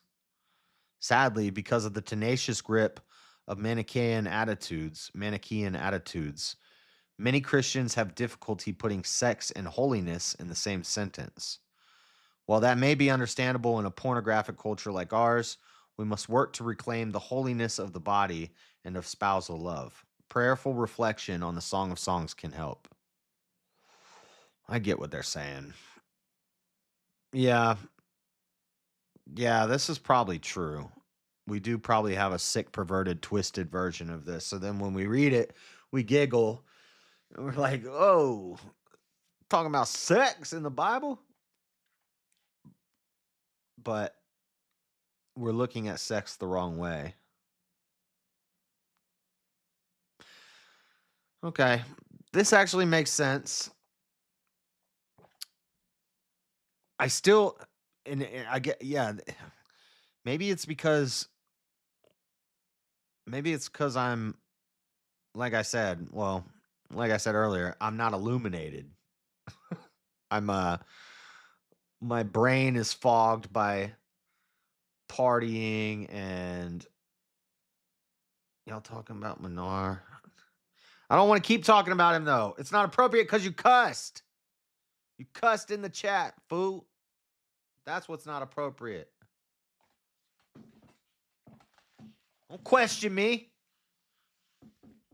Jeez.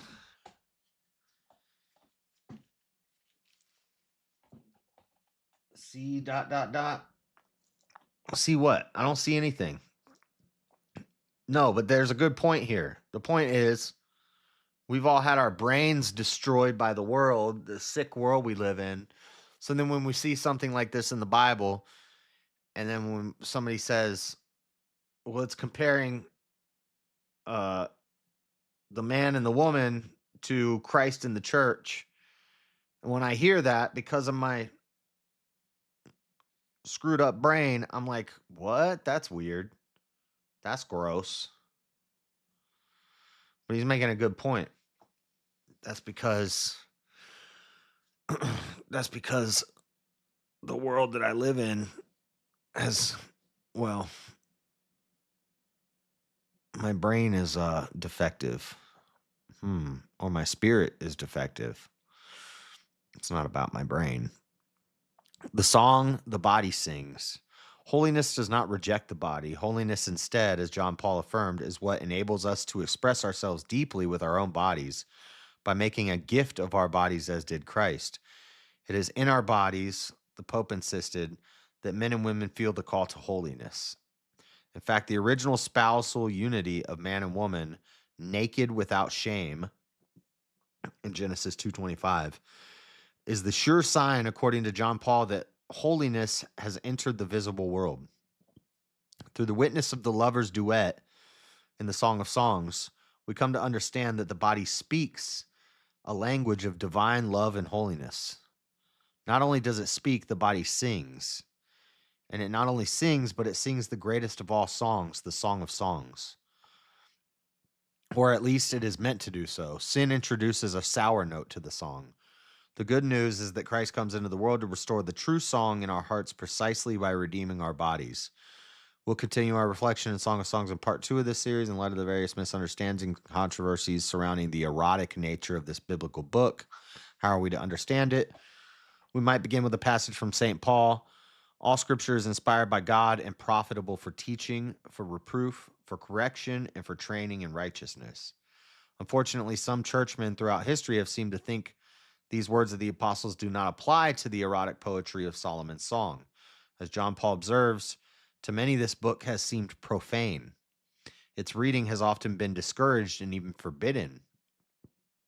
Such a perspective, is this from Tobit? Such a perspective seems to stem from what the Pope called the interpretation of suspicion.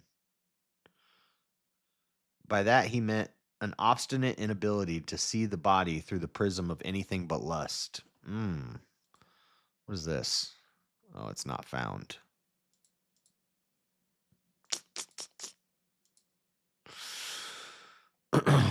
Don't exalt the spirit, don't deny the body, enchanted by the body, a heartfelt look, the sister, the bride, the mystery.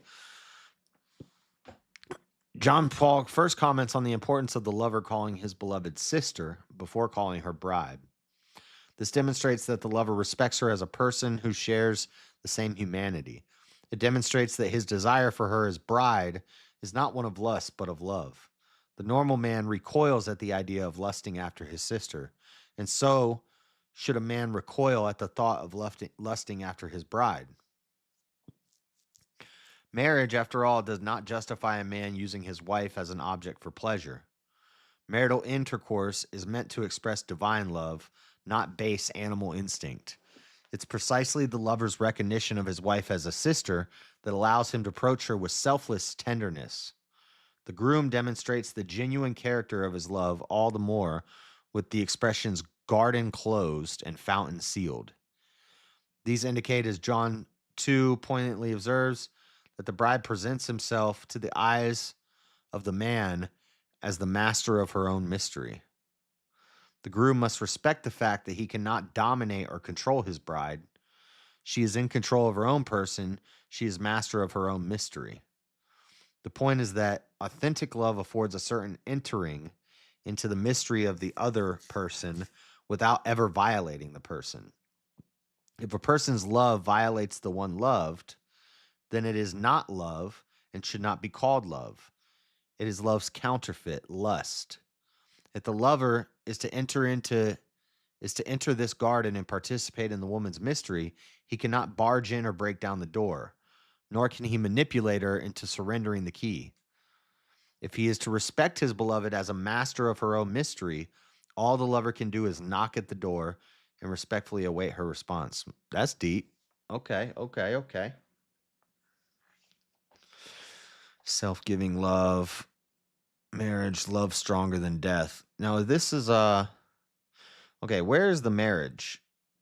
Oh, that's so 8, 7, and 8.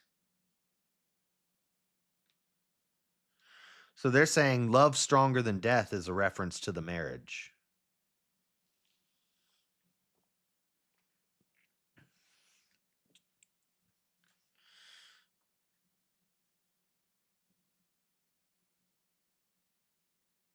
What are you talking about, Auntie? I'm seeing what you're saying and seeing what I'm seeing.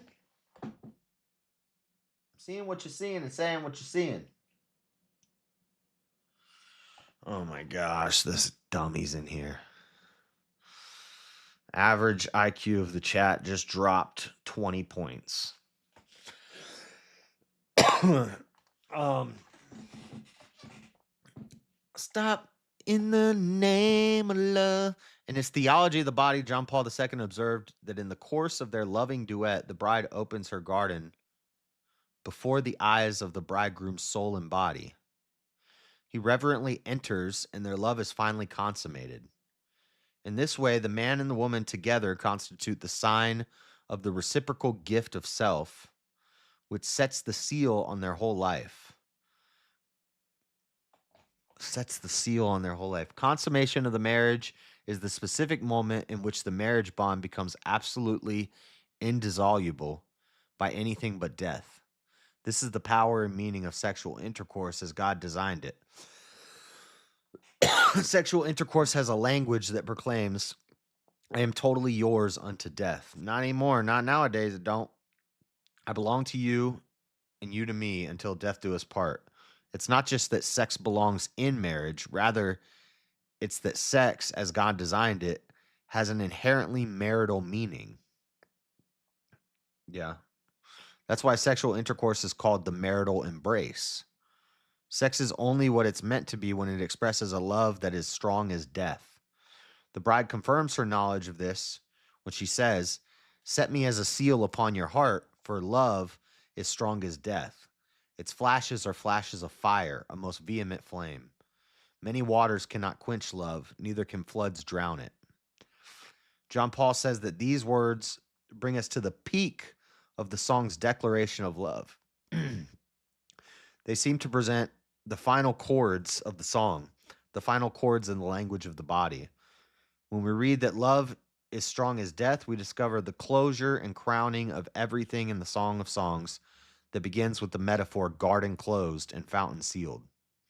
With these words, the lover had presented himself to his beloved, not as one superficially attracted to her body. Rather, he presented himself as one who is captivated and fascinated by her entire mystery as a woman, as one ready to uphold the whole personal dignity of her sex, as one desirous of honoring her as a feminine person, as a sister and a bride, unto death.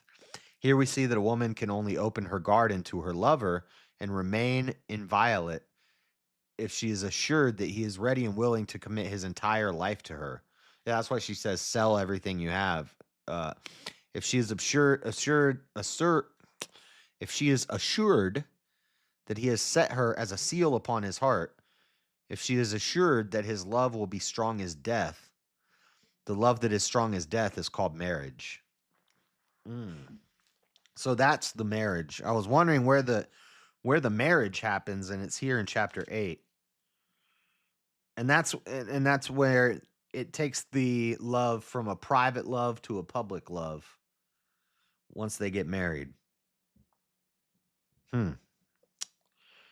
Many waters cannot quench love, neither can the floods drown it. If a man would give all the substance of his house for love, it would be it would utterly be contemned, or he would be despised. Now, why I want to know about 8:8, and then I want to know about chapter 5. Why do they beat her when he withdraws? Okay, so and by the way, that's a Catholic so we looked at a few Orthodox things. We looked at a Catholic thing. The Protestant understanding of Song of Solomon is not much different. They seems to be general agreement here. Protestant understanding of the Song of Solomon generally balances it as a celebration of marital intimacy and a poetic allegory of God's love for his people. With modern interpretations modern interpretations often prioritizing the literal contextual view of marriage while allowing for secondary Christological applications. It is understood as a wisdom text celebrating human romantic love as a gift from God, while also in some traditions typologically portraying the covenantal passionate love of Christ for the church. So they're saying the difference here, same same thing basically that the Orthodox and the Catholic said. The difference is the Protestants, many modern Protestants are more focused on the literal meaning, whereas the early Orthodox were hyper focused on the allegorical meaning and not so much the historical or literal meaning. Um, but then what we read from Father Lawrence Farley, he said in modern days we should be looking more at the literal historical meaning behind it because it is about a man and a woman, you know. And nowadays in modern times, and that's probably why the Protestants, well, I don't know which Protestants that we're talking about here, but they're focused more modern Protestant churches are more focused on a literal or historical reading of it. Um, and he was saying that that's good because nowadays kids don't know what gender they are. So nowadays, two gay guys can adopt a child. So maybe we need to just read the Song of Solomon and don't focus on the allegory so much, but just read it and realize sex is for a man and a woman. it's not it's not for that weird stuff. Oh, you got your merch. Let's go. Does it look all right? Does the image like look cuz I got Rob's hoodie and the print is kind of I don't know. It just looked a little fuzzy. Heck yeah, we sold some merch. Guys, the merch is oh, I don't want to do shilling on a Bible stream. Shilling for myself, but I already started saying it, but we got merch and it's only a 3-month limited run because it's not looking like it's going to be super profitable. I'll probably spend more money keeping the Shopify store open than it's worth. So, because after 3 months, I get it for $1 a month for 3 months, and then it's gonna be like $40. Uh, it's gonna be like $40 a month just to keep the store open. So it looks good, nice, cool. Heck yeah, thank you, man. That's Carlos.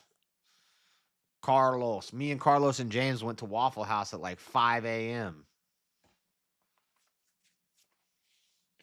Other stores are a thing? Yeah, we'll have to look into that. I have to find some way to do it where I don't have to pay every month. That's what I'm gonna have to do. Ugh. Um. Okay. So what did I want to do? Okay. So we looked in the Protestant, Catholic, and Orthodox. Um. I'm gonna.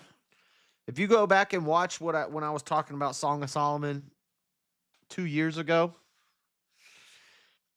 I would have to go back and watch what I said. I know what I said, but I have to watch how I said it because I'm I was just theory crafting, and I think I said I'm just theory crafting here from reading it. This is what it seems like to me. Um, but I'll take back what I said. I don't think that chapter 8 is actually talking about his sister. See, after just reading through it one time, um, some years ago, I was like, it seems like this is a book about forbidden love. Like he's gonna sleep with a slave, then he's gonna sleep with some city woman who gets beat up and thrown out of his castle. Then he's gonna sleep with his sister, but he never actually sleeps with them because it's like forbidden love. And um, but I gave all my reasoning for how I came to that. Um, I'll take that all back. I'll retract that. Uh, I do I do see it as a story of love and sex and the proper way, a man and a woman having sex of God through true love. And I do see some of the comparisons that they're talking about and some of the allegory pointing to God's love for his people. Um, but it still seems weird to me. But then when I read what they're saying, what these guys are saying is that like of the reason if you he the dude seemed like he was writing to me. He's like, if you read this and you're just reading sex in it, then it's probably because your brain has been screwed up from porn in this sick world that we live in. And that's why you're thinking of it that way. You need to think of sex as a holy thing, not as a erotic freaky deek. It's not a freak off. It's a holy pure thing. And when I read what I just read and it seemed like he was writing it to me, I was like, yeah, yep, that's probably true. That's probably what I'm doing. So I still I don't totally see the Jesus and the groom and the bridegroom, Jesus and the church. I see some of the where that ties in and some allegory that points to that. Um but I'm not totally there yet because I don't know. Like it seems so feminine. It seems feminine to say that. To say a man and a woman's love is the same as Jesus and the church's love, or Jesus and me, because it's individual or the church. And even just reading that Catholic thing that we read, it seems so lovey-dovey and like it seems soft. Oh, the deep respect for the woman and knocking. I don't know. Granted, this is a Catholic writing this. The Orthodox guy was like, the Orthodox guy's like, there's a bunch of gays and trannies running around.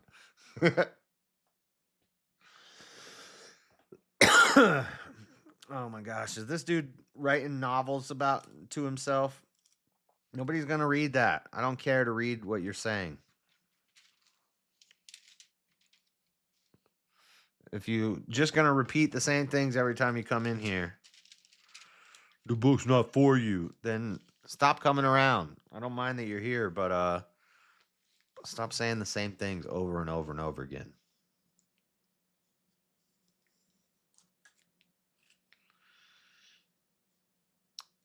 Learn from the people God said he gave the understanding to.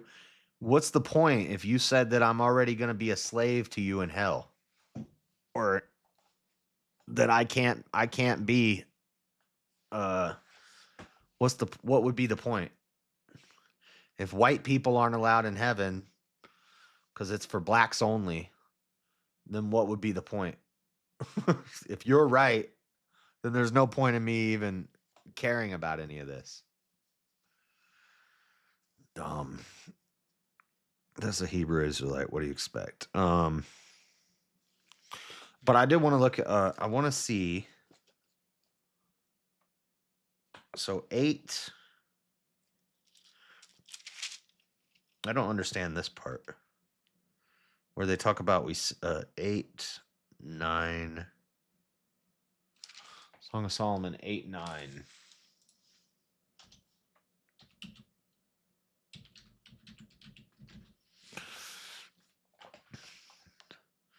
Beautiful reminder of church and nurturing, protecting character.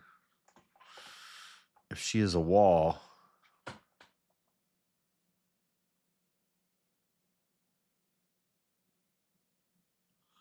no, it's 8, 8.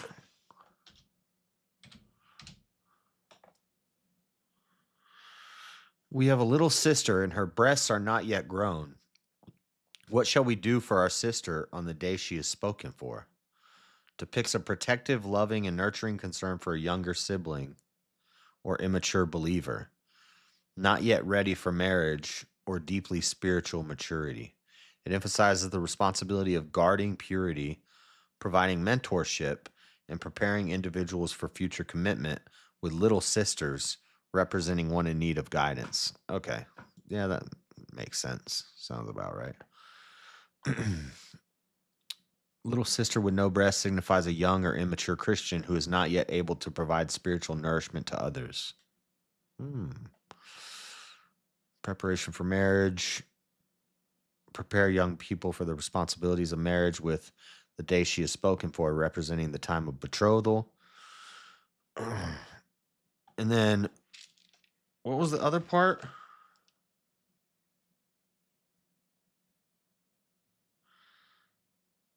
Chapter 5.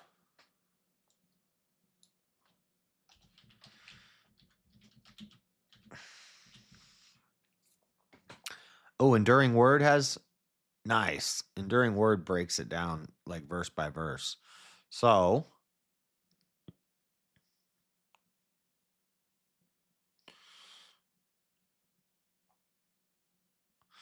this Enduring Word website takes you through verse by verse, and it has notes and commentary from all sorts of different biblical scholars and theologians. So we looked at the Catholic, Protestant, Orthodox. Now we're going to look at theologians and biblical scholars commentary on it, which and they're from all different religions, but these are just basically like uh, people who studied it. Glickman, Kinlaw, Estes, Carr. But I want to see. Okay, I have taken off my robe. How can I put it on again? Where is it? I have washed my feet. How can I defile them? My beloved put his hand by the latch of the door, and my heart yearned for him. I arose to. Oh, so is that he's actually. She's actually opening the door for him. I rose to open for my beloved, and my hands dripped with myrrh, my fingers with liquid myrrh. On the handles of the lock, I opened for my beloved, but my beloved had turned away and was gone. My heart leaped up when he spoke. I sought him, but I could not find him. I called him, and he gave no answer. Now, why does he leave her here?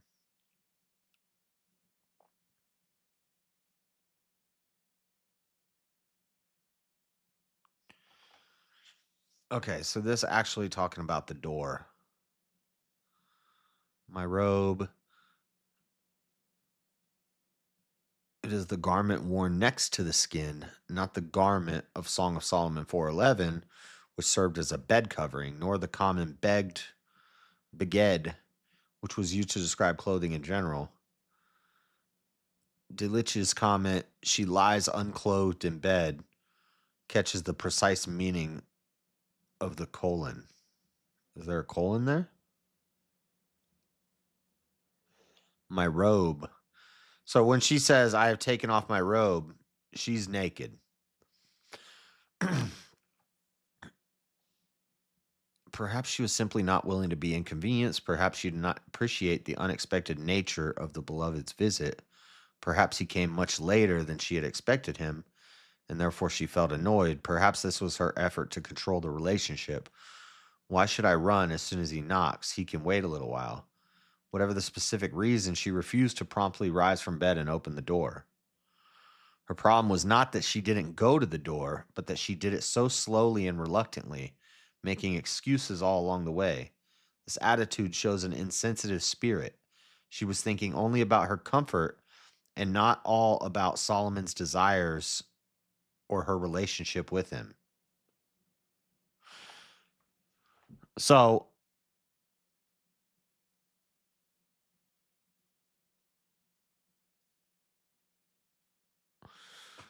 Maiden fails to meet her beloved at the door. So she's in the room naked, and he's coming and he's like knocking on the door, and she's like, I'm already naked. You really want me to get up now? I don't want to get up. And then she goes to the door and but she's delayed. She's taking her time. This is a remarkable picture of the kind of adjustments that are necessary in lifestyle or in marriage. Our natural sloth, the difference between man and a woman, our uncertainty about the other's thinking, the variations in our life rhythms, our unwillingness to alter our preferred patterns for others, our own self consciousness, all contribute to the problem of reading each other's advances. So he's trying to advance on her and she's not in the mood. That's what this is saying.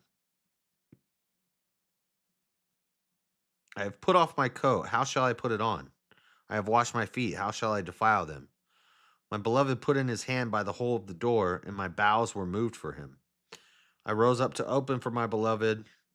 I opened to my beloved, but my beloved had withdrawn himself and was gone. So he's knocking at the door, and she's taking her sweet time, and she's like, "Oh, but I already took my robe off. I don't want to come to talk to you. I'm not in the mood right now."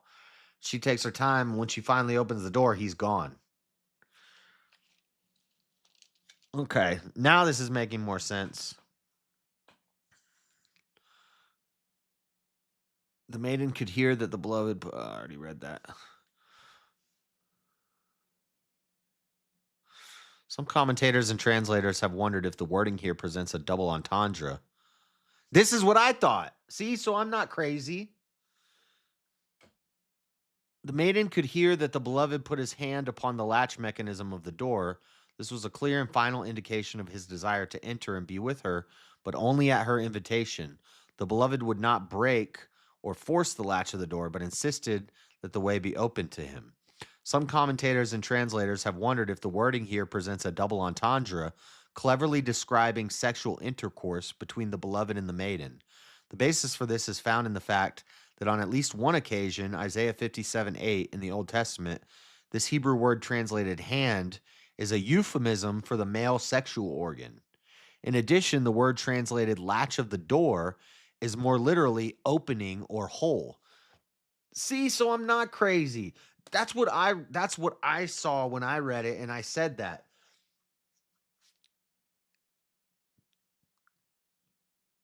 I'm not crazy. I'm not just making stuff up. They, even scholars and based off the translation, they're saying it's kind of like a play on words here. She didn't make his visit a priority over her comfort. Right. Exactly. The idea behind this double entendre is better illustrated by comparing some other translations of the phrase. My lover thrust his hand through the latch opening. My beloved extended his hand through the opening. My kinsman put forth his hand by the hole of the door. My beloved put in his hand by the hole of the door. My lover tried to unlatch the door. While allowing for the slightest possibility of such double entendre, it clearly is not the direct meaning of the section, as demonstrated by the context. The idea of the couple engaged in intercourse does not match the context, which places the beloved as outside the presence of the maiden, which is the dynamic that drives the entire section. If anything, the double entendre may refer to the conflicted sexual longings within the maiden, especially with the phrase, my heart yearned for him. She obviously loved and longed for her beloved, yet refused to promptly open the door for him.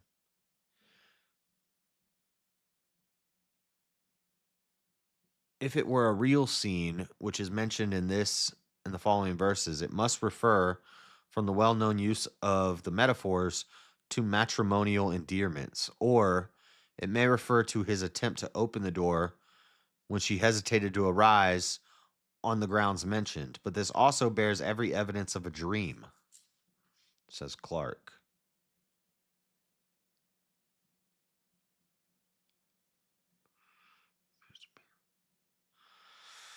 None of this is decisive, of course, but as Cook notes, the double entendre by nature is so delicate as to leave some doubt about its presence at a specific point. Nevertheless, this appears to be one text where the erotic meaning is present. If yad does mean the male member here, whore is its female counterpart. Hor. Yad is the word used for hand there. Hor is its female counterpart. Huh. Which is the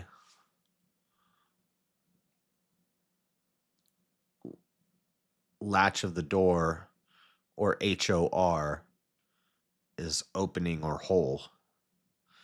And the King James says the hole of the door. Um, I rose to open for my beloved. It wasn't that the maiden refused to open for her beloved, it was that she long delayed to do so and delayed out of self interest and self indulgence, probably connected with some resentment towards the beloved. Now, I want to see why they. I opened the door, but my beloved. For my beloved, but my beloved had turned away and was gone. When the maiden finally came to the door, shaking off her previous self indulgence, laziness, and perhaps desire to control the relationship, she found that her beloved was gone. She was too late. I called and he gave no answer. Um, yeah, you weren't in the mood. Um, the maiden's disappointing search for her beloved. The watchmen who went about the city found me. They struck me. They wounded me. The keeper of the walls took my veil away from me. I charge you, O daughters of Jerusalem, if you find my beloved, that you tell him I am lovesick. Okay, why did they strike her? The watchmen who went about the city found me. They struck me. They wounded me. In her dream, the maiden sought and called for her beloved, extending her search to the streets of the city. This ended only in disappointment because she did not find her beloved, nor did she find any help from the watchman or from the keeper of the walls. So this is a dream? How do they know that it's a dream, by the way?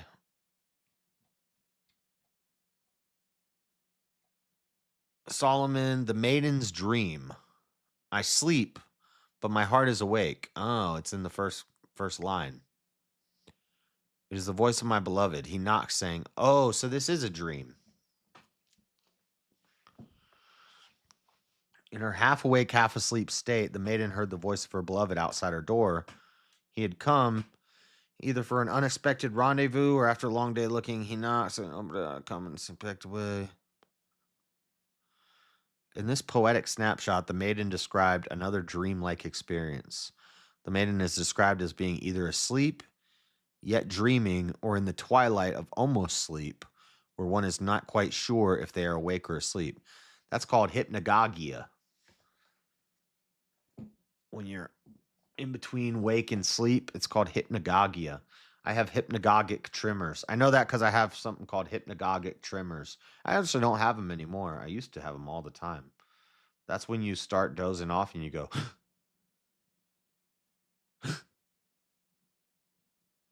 dude, it was crazy. I used to do that like crazy. I did it when I was married, and I did it when I had other lady friends, and they'd be like, "What is wrong with you?"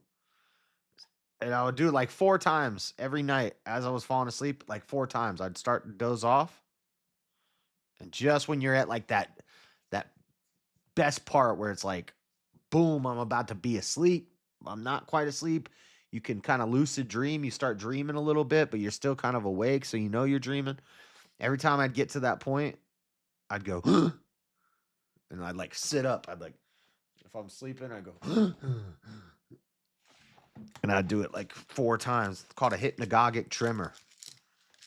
True story. Um. Anyway, so she's dreaming.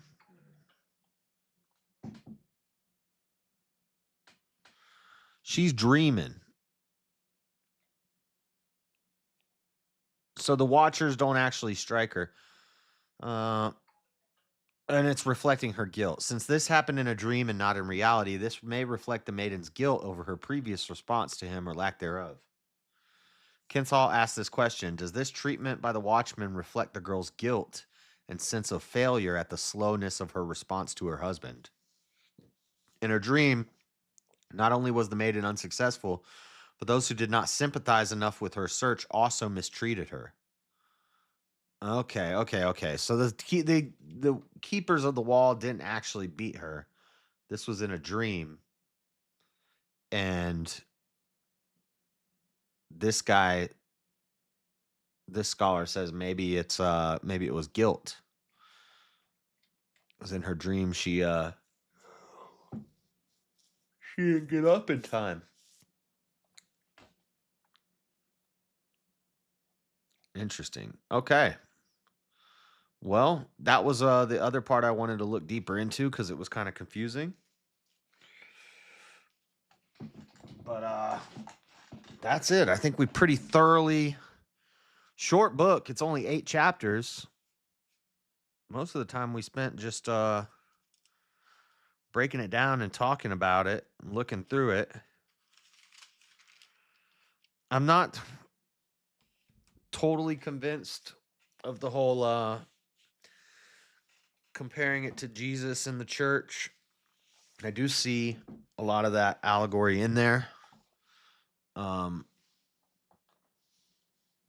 but I don't know. I kind of like the more literal version or the historic version, saying that it's just about uh true love with a woman and marriage, and then sex, and how it's a beautiful thing. The marriage bed is not defiled.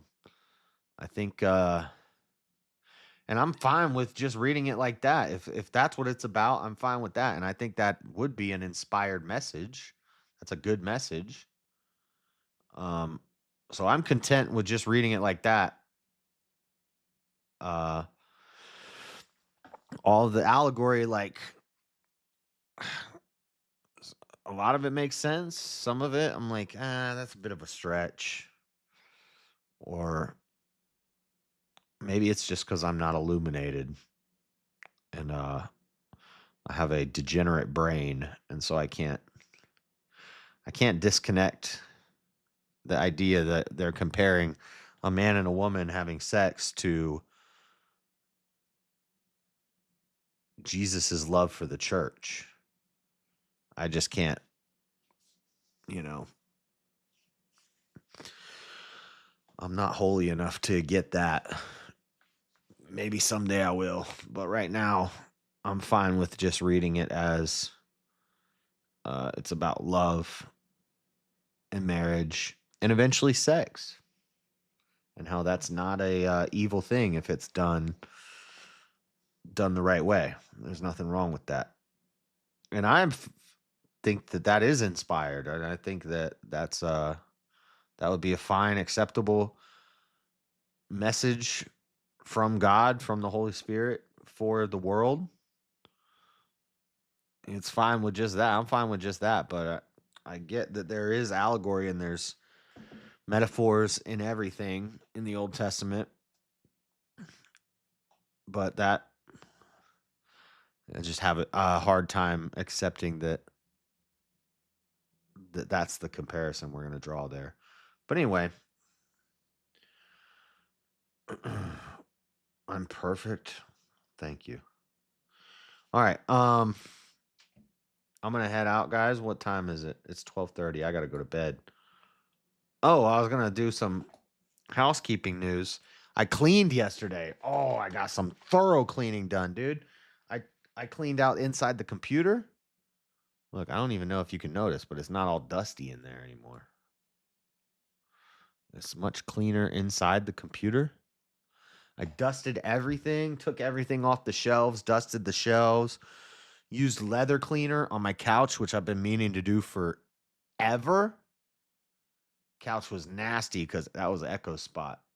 Um, Scrubbed the couch with leather cleaning stuff, dusted everything, cleaned up all the shelves, dusted the shelves. Today I vacuumed and swept. Everything's clean and nice. All I got left to do, which I'll do tomorrow, is mop. I got to mop tomorrow. I don't have to sweep and mop as frequently now that I don't have echo. Sad, but it's nice to not have to. Dude, he shed so much, and he he had some stupid problem where he couldn't his like nasal passage was screwed up or something, because when he would drink, it would all just come out of his nose. So he'd be drinking and it's just dumping out of his nose. I know dogs probably all run from their nose while they're drinking, but his was like it would just go up and it would just come out into his bowl. In his bowl, you'd have to change the water all the time because he slobbered so much. It would be snot. And then he'd walk around and just sneeze. And there's snot. Constantly there was snot all over the floor that would dry. And you'd have to scrub it with the mop. Snot on the walls, snot on the doors. He just snot everywhere. He was a snot butt. He snotted everywhere. Clean your house for the wife you want, not the wife you have. Well, yeah, I don't. Yeah, I guess, but and so anyway, now I don't have to mop the floor constantly and sweep constantly, but I do need to. Once I mop, it's gonna be immaculate in here, in this place. Clean the bathroom, clean my room. Just gotta mop. I gotta mop, and I gotta do the dishes again. But yeah. So that was cool. What else? What else? Oh, I'm getting a cat. I'm gonna getting a cat. This girl I know is gonna get me a cat. And no, that's not some allegory. It's not Song of Solomon. She's actually gonna get me a cat from some rescue cat rescue place or something. She's gonna get me a cat. Already a girl already fixed. So that's cool. We'll have a new friend. I'm sure the cat's gonna want to sit on this computer all the time because it's warm up here. But I'm gonna have to not let it. I'm gonna have to make sure I keep this door closed when I'm gone so it doesn't get into all these wires down here. I did wire management, but it could be better. It's not perfect. I hooked up the I finally hooked up the Elgato to the switch to the TV. When I built the computer, I never hooked up the Elgato. When I cleaned yesterday, I finally hooked up the Elgato. So now I have a TV here. I can turn like this, and I have a camera here, and I can play Mario again. We get to play Mario Maker. I'm excited. This Friday, I'm gonna be playing Mario Maker. Let's go. Boy cats are better. Girl cats get on my nerves. I don't know. I think boy cats spray, and it's more expensive to get them fixed. My cat, I don't know. I like both of them. I had a cat named Keith and a cat named Tabby. They were girls, and I liked them. And then I had Snickers and Bacardi. They were boys, and I love them. Snickers are my favorite, though. What else? The cat I cleaned. Oh, what do you guys think? Should we just keep going through the Old Testament and then go back and read all of the extra books from the Orthodox Bible? Or instead of going to Isaiah next, we could do Wisdom of Sirach and Wisdom of Solomon. Because those are technically the next two books, but they're not in the King James. So I don't know. You guys probably aren't going to answer in time. I'm probably just going to keep going through this one. Once I get finished with the Old Testament, then we'll go back and read all the Old Testament Apocrypha. And then we'll finish the New Testament back in this Bible. I think that's how I'm going to do it.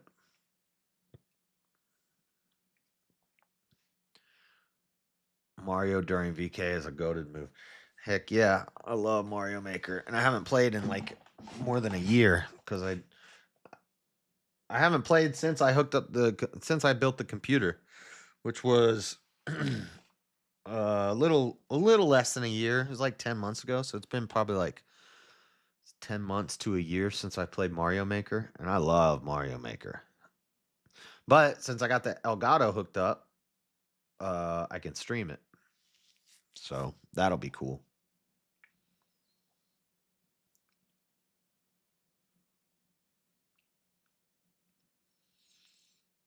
Girl cats want attention, but not affection.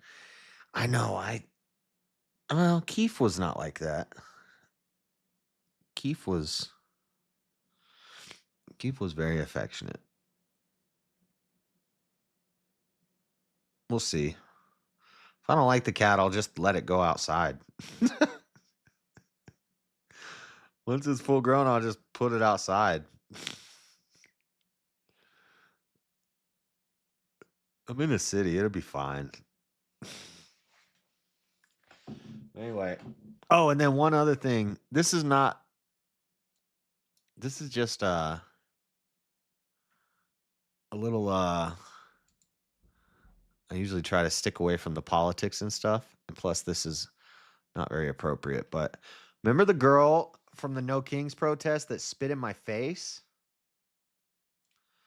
Well, I was scrolling through Instagram trying to find out when the next big protest is going to happen, if they're going to do one this weekend so I can go to it. And so I just went to Instagram and I typed in Salt Lake City protest, and I found multiple pictures of this person.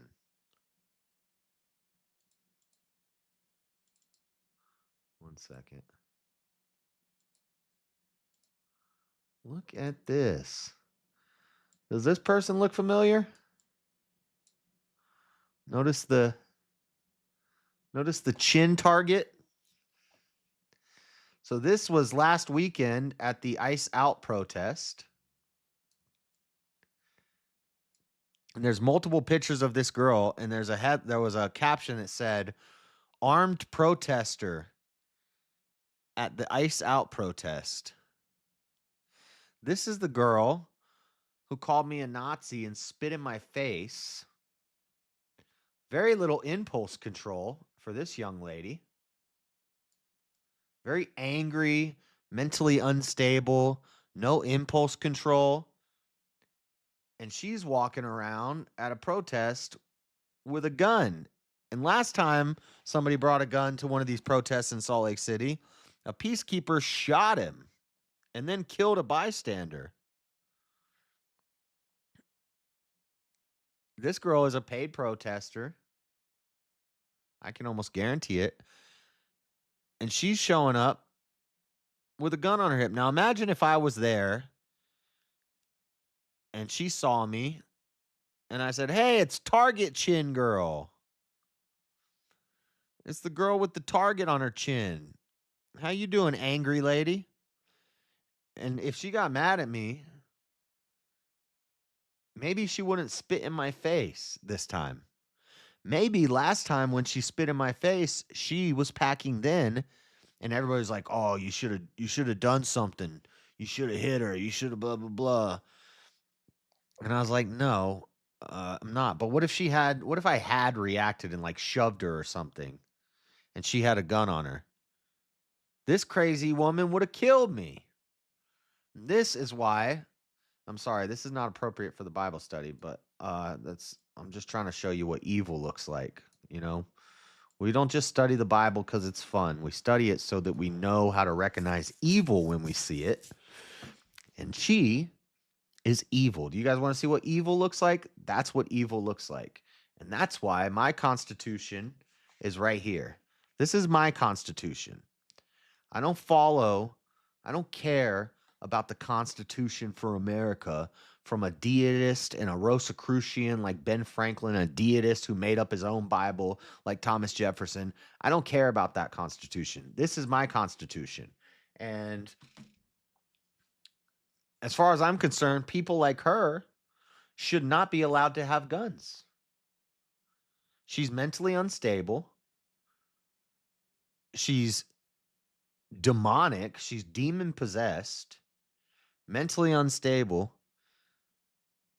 Democrat. I mean, that's all you got to say. She's a Democrat. But this person should not be allowed to have a gun. And now, when I go to these protests, and she's always at them, if I see her, I'm be like, "Yo, don't shoot. Don't shoot me. Please don't shoot me. I know you have bad impulse control. I know you're angry and you're demon possessed and you're low IQ.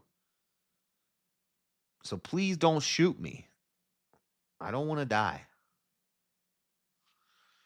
That chick is dangerous. Yeah. Dude, if I was there, I would have told the cops. I'd have been like, "Hey, I know with Second Amendment and all that crap, but keep your eye on her because that chick is crazy." Bring the GoPro. GoPro will save me. Yeah. Anyway, that's enough. That's enough of all that. I gotta go to bed, guys. Who can I send you to? I hate that I have to freaking make this window wider every time I want to send a raid.